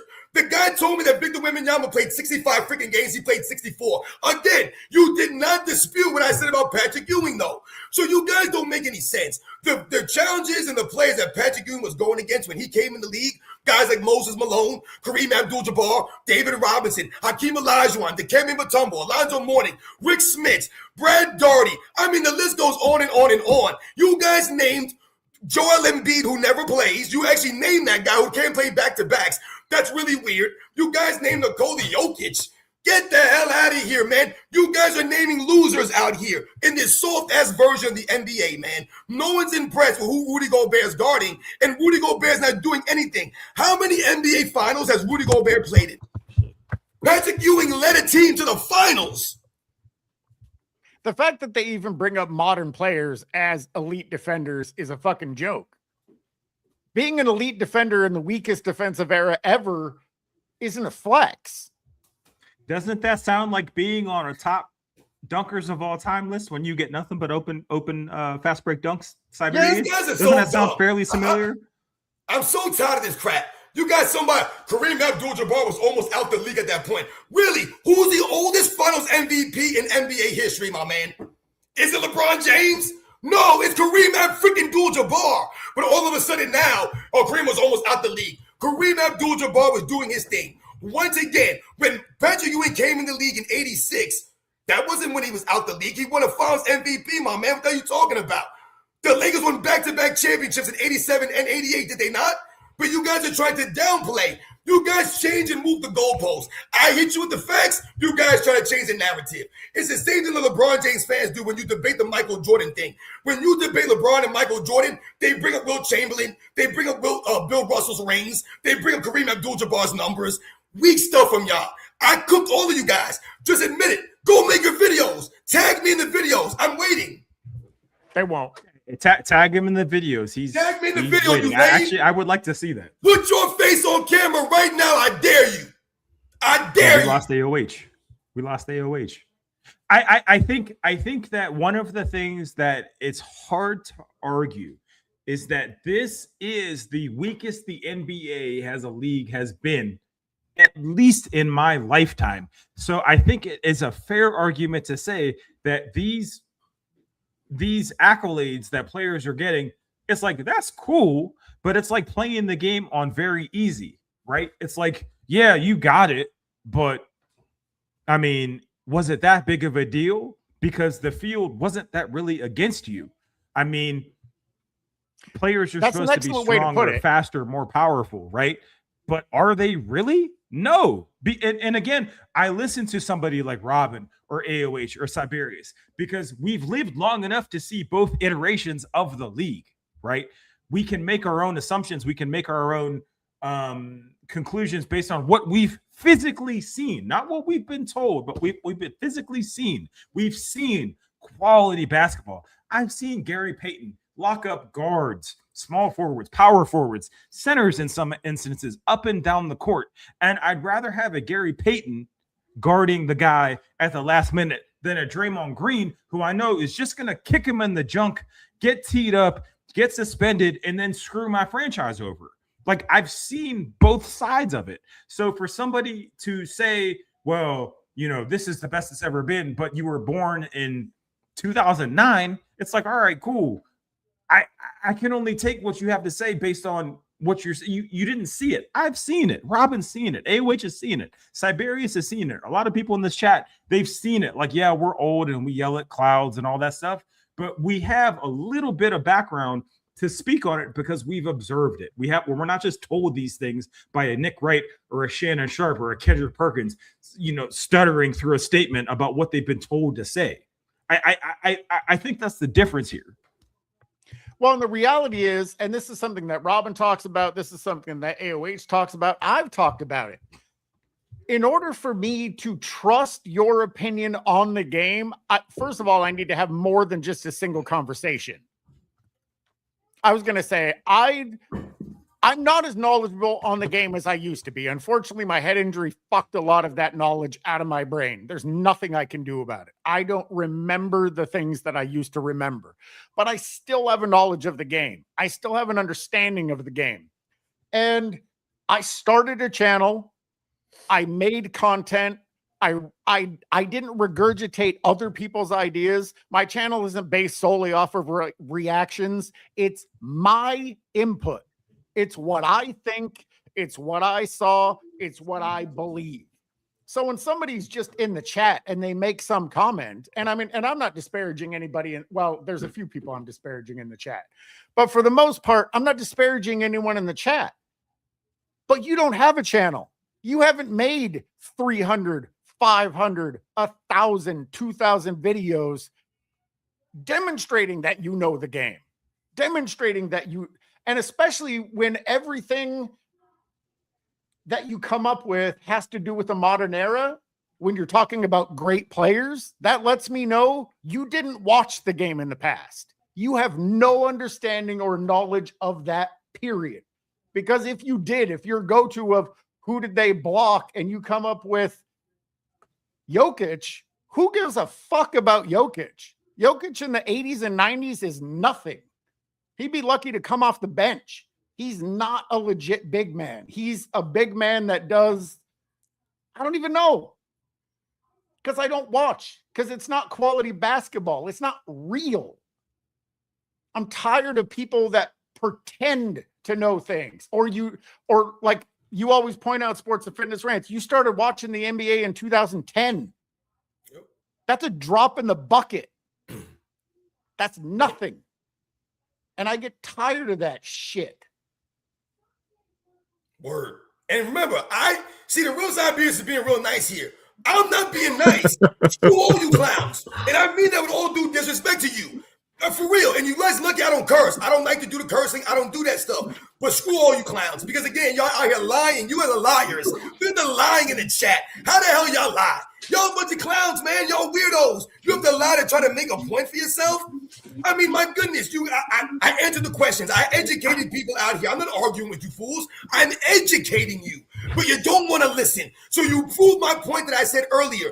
You fools don't listen to people that know more than you. I've proven my knowledge. I have over 3,000 videos on here. I've proven myself because I've listened to people that know more than me. When I was going and watching the game, they actually educated us. So I learned a lot about the game. There's no way in freaking hell you're going to sit here and tell me that Rudy Gobert is a top 10 defensive player of all time. Draymond Green's a top 10 defensive player of all time. But Will Chamberlain's not. Kareem Abdul-Jabbar's not. Michael Jordan's not. Dwight Howard wasn't. Kawhi Leonard wasn't better than Draymond Green. What the hell we doing Robin. here? And there's no way in hell I'm ever going to be on board with Scottie Pippen being a better defensive player than Michael Jordan. I don't want to live with that. I'm not going to listen to that crap because that's a freaking lie. I don't do lies. I don't care about your opinion. You want to feel that way? Fine. Explain it. You can't explain it. There's no way you can explain it because we watch this stuff and you cannot make that argument. Robin, let me just respond to that real quick. It's not that we know more than, right? Even though I do agree with what you're saying. Let me just start there. It's that we know different than, and that's the problem. The second we offer a different opinion than what they're being told on ESPN or Fox Sports, we're immediately seen as haters, right? How dare we offer a different opinion than what they're being told by a Nick Wright or a Shannon Sharp? It's not that we know more. We just offer an additional perspective to what they're being told. And if that additional perspective has LeBron James anything less than number one in the history of humanity, then we have no idea what we're talking about. So my thing is this, and this is the one thing that I will say about Stephen. I have nothing positive to say about him, but the one not negative thing I will say is that he often brings up the point that he's continually attacked because he doesn't have LeBron James as number one. He has him as number two. And the fact that he has him as number two and his fans find that as an insult tells you everything you need to know. That's exactly what we're doing here. You know way more basketball than I do. There's no question. However, the basis here is that we offer a different opinion. And the second that opinion is different than anything other than LeBron James is the founder of the church, right? Or he came back from death itself. If we're not saying that, then we are completely out of line. And that's the most problematic thing of this all, is that if you don't have him as number one, then what you're speaking is blasphemy.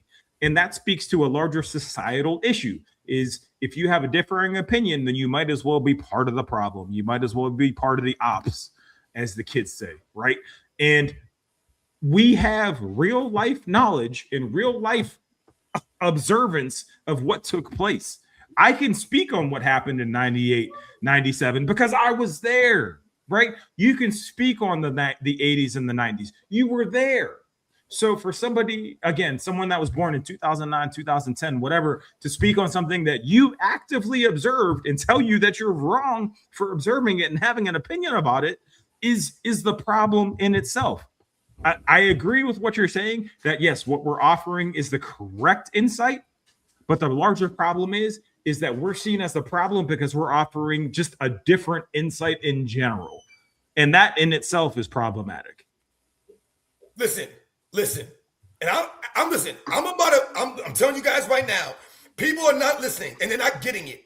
I have never once just told you guys something. I've always backed up everything that I've said here with the facts. Think about just a couple of seconds ago. I mentioned Patrick Ewing in the 4 blocks per game, and I said Victor Wembanyama's never did that. You had this fool say that Victor Wembanyama averaged 3.8 blocks, and I said he never averaged 4. So right there, you didn't prove me wrong. I'm actually right. But more so importantly, I said that Patrick Ewing played 82 games doing this. This dude told me he played 65. He couldn't even be accurate with the games. So what you're doing there is you're trying to finagle the truth, but you did not even dispute what I said. I'm giving you the facts. I mentioned Will Chamberlain, how he would destroy Rudy Gobert. This clown told me, who did Will Chamberlain guard? I named 6 Hall of Famers. I didn't even mention Elvin Hayes. I didn't mention Wes Unseld, who won an MVP as a rookie. I didn't even mention them dudes. So that's 8 Hall of Famers that he played against that I named off the top of my head. You name me a bunch of soft-ass dudes to talk about who Rudy Gobert guarded. Meanwhile, Will Chamberlain was winning championships. Did he not? Yes, he did. So it doesn't make any sense. I've always explained my opinions, and I've given you guys the facts. You got people out here talking about, yeah, this guy just talking. He's just yelling. He's lying. But you can't say where I lied. I called out your lies, and I exposed your lies. You guys can't do that to what I said, because I never lied about it. I don't have to lie for these guys. I'm giving you the facts of what they did, who they played against, and how the era was played. There's no way you can argue that Rudy Gobert is a greater defender than Will Chamberlain. There's no way you can argue he's a greater defender than Kareem Abdul-Jabbar or Michael Jordan. It doesn't make any sense. He's not better than Dwight Howard, Rudy Gobert. Are you kidding me right now? So again, I backed everything that I said with the facts. So it doesn't make, you had a guy tell me that Kareem Abdul-Jabbar was at the end of his career when Patrick Ewing came in. Well, how old was Will Chamberlain when Kareem Abdul-Jabbar came in? You guys can't have it both ways. You guys are weird, man. All right? I can't do this anymore, all right? Because this is really sad that we get these people in here goofing it up that don't want to be educated. They just want to be emotional. I'm giving you the education. Open your freaking ears. All right, guys, I got to get to these supers. We are get to those supers, Cyberius. I was gonna say some of these came in over a fucking hour ago. Damn it, the fans want to hear from you, Cyberius. All right, Ajax 850. Fake news. They do shout LeBron when a green dill gets thrown up on the NBA court nowhere near the basket. Oh, wow. Xavier to God coming through again. LeBron is known for not being loyal and staying. I mean, that's what he's probably most known for. M. Hunter Stevie 2081. I'm glad you brought up Chris Rock. Wow, yeah, we talked about that a long time ago. I'm sorry, guys. The things he'd say to LeBron, I can just him calling him a low expectation having motherfucker, which is exactly what he would call him. Amanda Rui, Savannah James, incoming tell-all book, Court Vision, home blindness. That's good. That's good. Wow, that's good. Rick Kramer, 4764. LeBron is a low IQ narcissist, which is a bad combination when you are trying to sell BS to one person, let alone the world. For sure. Mark Raving Mad, downgrade Pippen to say Detlef Shrimp, and MJ still has 6 rings.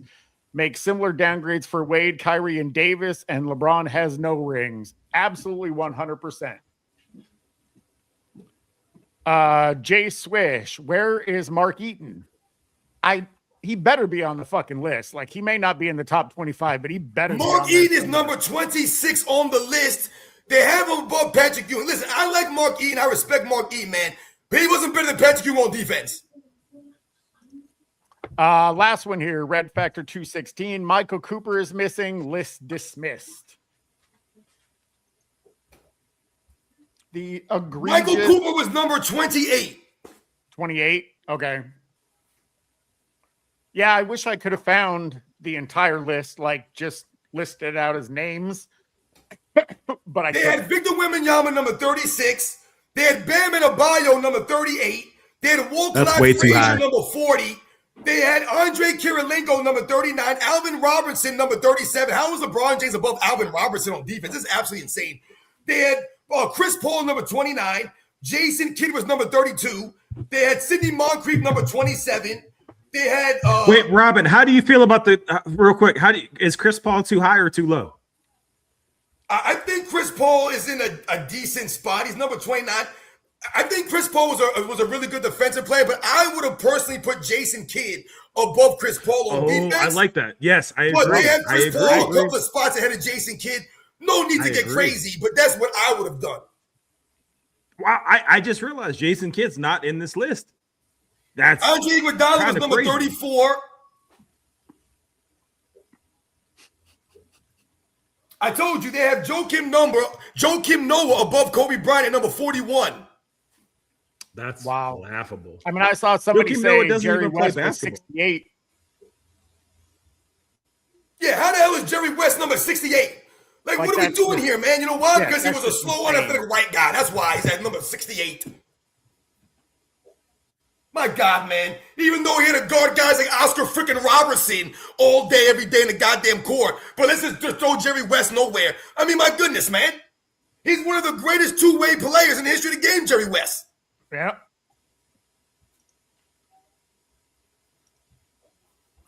It's crazy.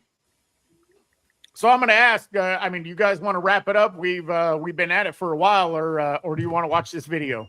If we don't wrap it up, I'm going to pass the hell out. I kind of want to watch Robin pass out. I think we should keep going. Insane, man. Freaking insane to me. I'm trying to educate people here. I'm trying to give y'all the facts, man. I don't gain anything for lying for these guys. I'm not lying for Michael Jordan or Will Chamberlain or Kobe or Gary Payton or David Robinson or Hakeem Olajuwon or Patrick Ewing. Not because I'm a New York Knicks fan and I grew up watching Cyberius, Patrick Ewing. I'm giving you the facts here. You can feel how you want to feel about the facts. The one thing you can't tell me is I'm lying to you. Let's please go on. He's on one. I need to see this through. Yes, let's keep going. I gotta go, guys. I gotta roll, man. Oh, he's gotta go. And I'm gonna die here. Okay, go ahead. I mean, we've been at it for almost 3 hours. I mean, you guys can keep going. I gotta roll, though. He's gonna die. He said he's gonna die. I mean, the reality. I don't want to watch him die. That's all. These Bleacher Report lists are just toxic as hell. And anytime you post one of them, there's going to be jackasses in the comments that are trying to defend it. They're going to say that it's wrong because players that we rank lower, they rank higher. Like it's nonsense. I mean, we're giving this list way too much credit and attention, far more than it deserves, because it's an ass list. We've already proven that 100 times over. It's a joke. Whoever made this list doesn't know basketball, doesn't watch basketball. Who did make this list? Who did make this list? Is fucking insane. What is the resource of this list? They need to put their faces on this list. Anybody that was part of this panel needs to put their names and faces on this crap. You got to own up to it because this is insane. You're not educating anybody out here. I don't have a problem with people's opinions, but you must be able to explain your opinion. You must be able to back your opinion up with facts, with reality. And this is not reality. There's no way I'm putting Rudy Gobert even above Dwight Howard. No way, man. No freaking way. No. Here's a crazy question, Robin. Let me ask you this, just for the sake of keeping this content going. Do you have Rudy Gobert over Draymond Green? That's actually a good question right there. That's actually a good question. I would give Draymond Green the edge over Rudy Gobert because Draymond Green was part of the championship team. The championship team that's a great point. I can't argue that. And the Golden State Warriors were an excellent defensive team when they were winning. How about you, Cyberius? What do you think? Or AOH? How do you feel about Rudy Gobert over? So just for clarification, Draymond Green at 10 is way too high. Like I agree, like no question. I would put Draymond Green somewhere around 20, 25, top 25 on defense. I would say somewhere to me the max that he could be. But for him to be, I mean, look at the guys' names that he's next to. Bill Russell, Tim Duncan, Kevin Garnett, Hakeem Olajuwon, Ben Wallace, Mutombo, Rodman, Pippen, Gobert. What? Jesse Glad Saget had. Hold on, let me go back to this. Shout out to Jesse Glad Saget. I need to shout you out more, actually. Draymond over Rudy easily. I kind of have Rudy over Draymond. Maybe that's because I don't like Draymond Green, but Rudy Gobert, he is the punchline of. He's been the punchline of the NBA probably since COVID. And he still is a defensive presence, has been a defensive presence this entire time versus Draymond Green, who's just a dirty player and sits moving screens up and down the court. That's why I kind of give the edge to Rudy Gobert because he's been fighting an uphill battle his entire career. He's had very little in terms of help versus Draymond Green, who's had the best shooter of all time and the second best shooter of all time in Klay Thompson. That's why I'm kind of giving the edge to Rudy Gobert. Listen, I think that Klay Thompson has become a little bit overrated on the defensive end all time. I mean, Dan Marley has made more all defensive teams than Klay Thompson has. And people tell me Dan Marley was just some bum-ass white dude that played in the 90s, man. That's so crazy. I don't believe that Klay Thompson is as great on defense as people say. I think he was good on defense. But Draymond Green Draymond Green's a good defensive player. I'm not saying that he wasn't a great or good defensive player for his era. But that's the problem, for his era. And again, the Golden State Warriors were a very good defensive team. They didn't just win because Steph Curry was scoring all these points. They won because they played a level of defense also. So I have to give Draymond Green the edge over Rudy Gobert. I mean, think about Rudy Gobert. He really only looked great against who? LeBron James. It's true. But again, I told you guys, I'm on vacation, man. So I got to get back to my family. Like I said, this is insane stuff. This list is crazy, but I think we did a really good job of covering a lot of the names in the top 50. Like I said, if you guys go and look at the top, it's 99 players, guys. So there's a lot of names that we didn't mention that were way lower, that were, outside the top 50. So if you guys want to go and take a look at this stuff, you can have a laugh. It just doesn't make any sense. I told you, it's the inconsistency of the list. It's very inconsistent. Absolutely. Well, I was going to say, I think now is a good time to wrap it up. I did just want to acknowledge the last super here. Love them skins 1982. Put one in chat for Robin to stay. But yeah, I think it's a good time to wrap it up. I'm going to say we covered a lot. And yeah, I don't really think there's a lot more to say about this list without all of us getting more angry. So I think it's a good time to shut it down. But I want to thank everyone for the supers. I mean, you guys absolutely bombarded us. Chat, thank you so much. AOH, Sports and Fitness Rant, Speam, always great to join you guys on these Wednesday lives. I appreciate you guys doing it so much. And we will catch you next Wednesday. Yeah, thanks a lot, guys. You guys have a good one, man. Enjoy the rest of your day, man. Appreciate y'all, man. Hey, shout out to Robin for being a good father and a great husband. You need to be recognized for that. I just need to acknowledge that. Shout out to AOH. Shout out to Cyberius. Good to see you on screen for the first time. You're a handsome man. You should do it more. Appreciate the chat. Word. All right. Later, guys. Deuces.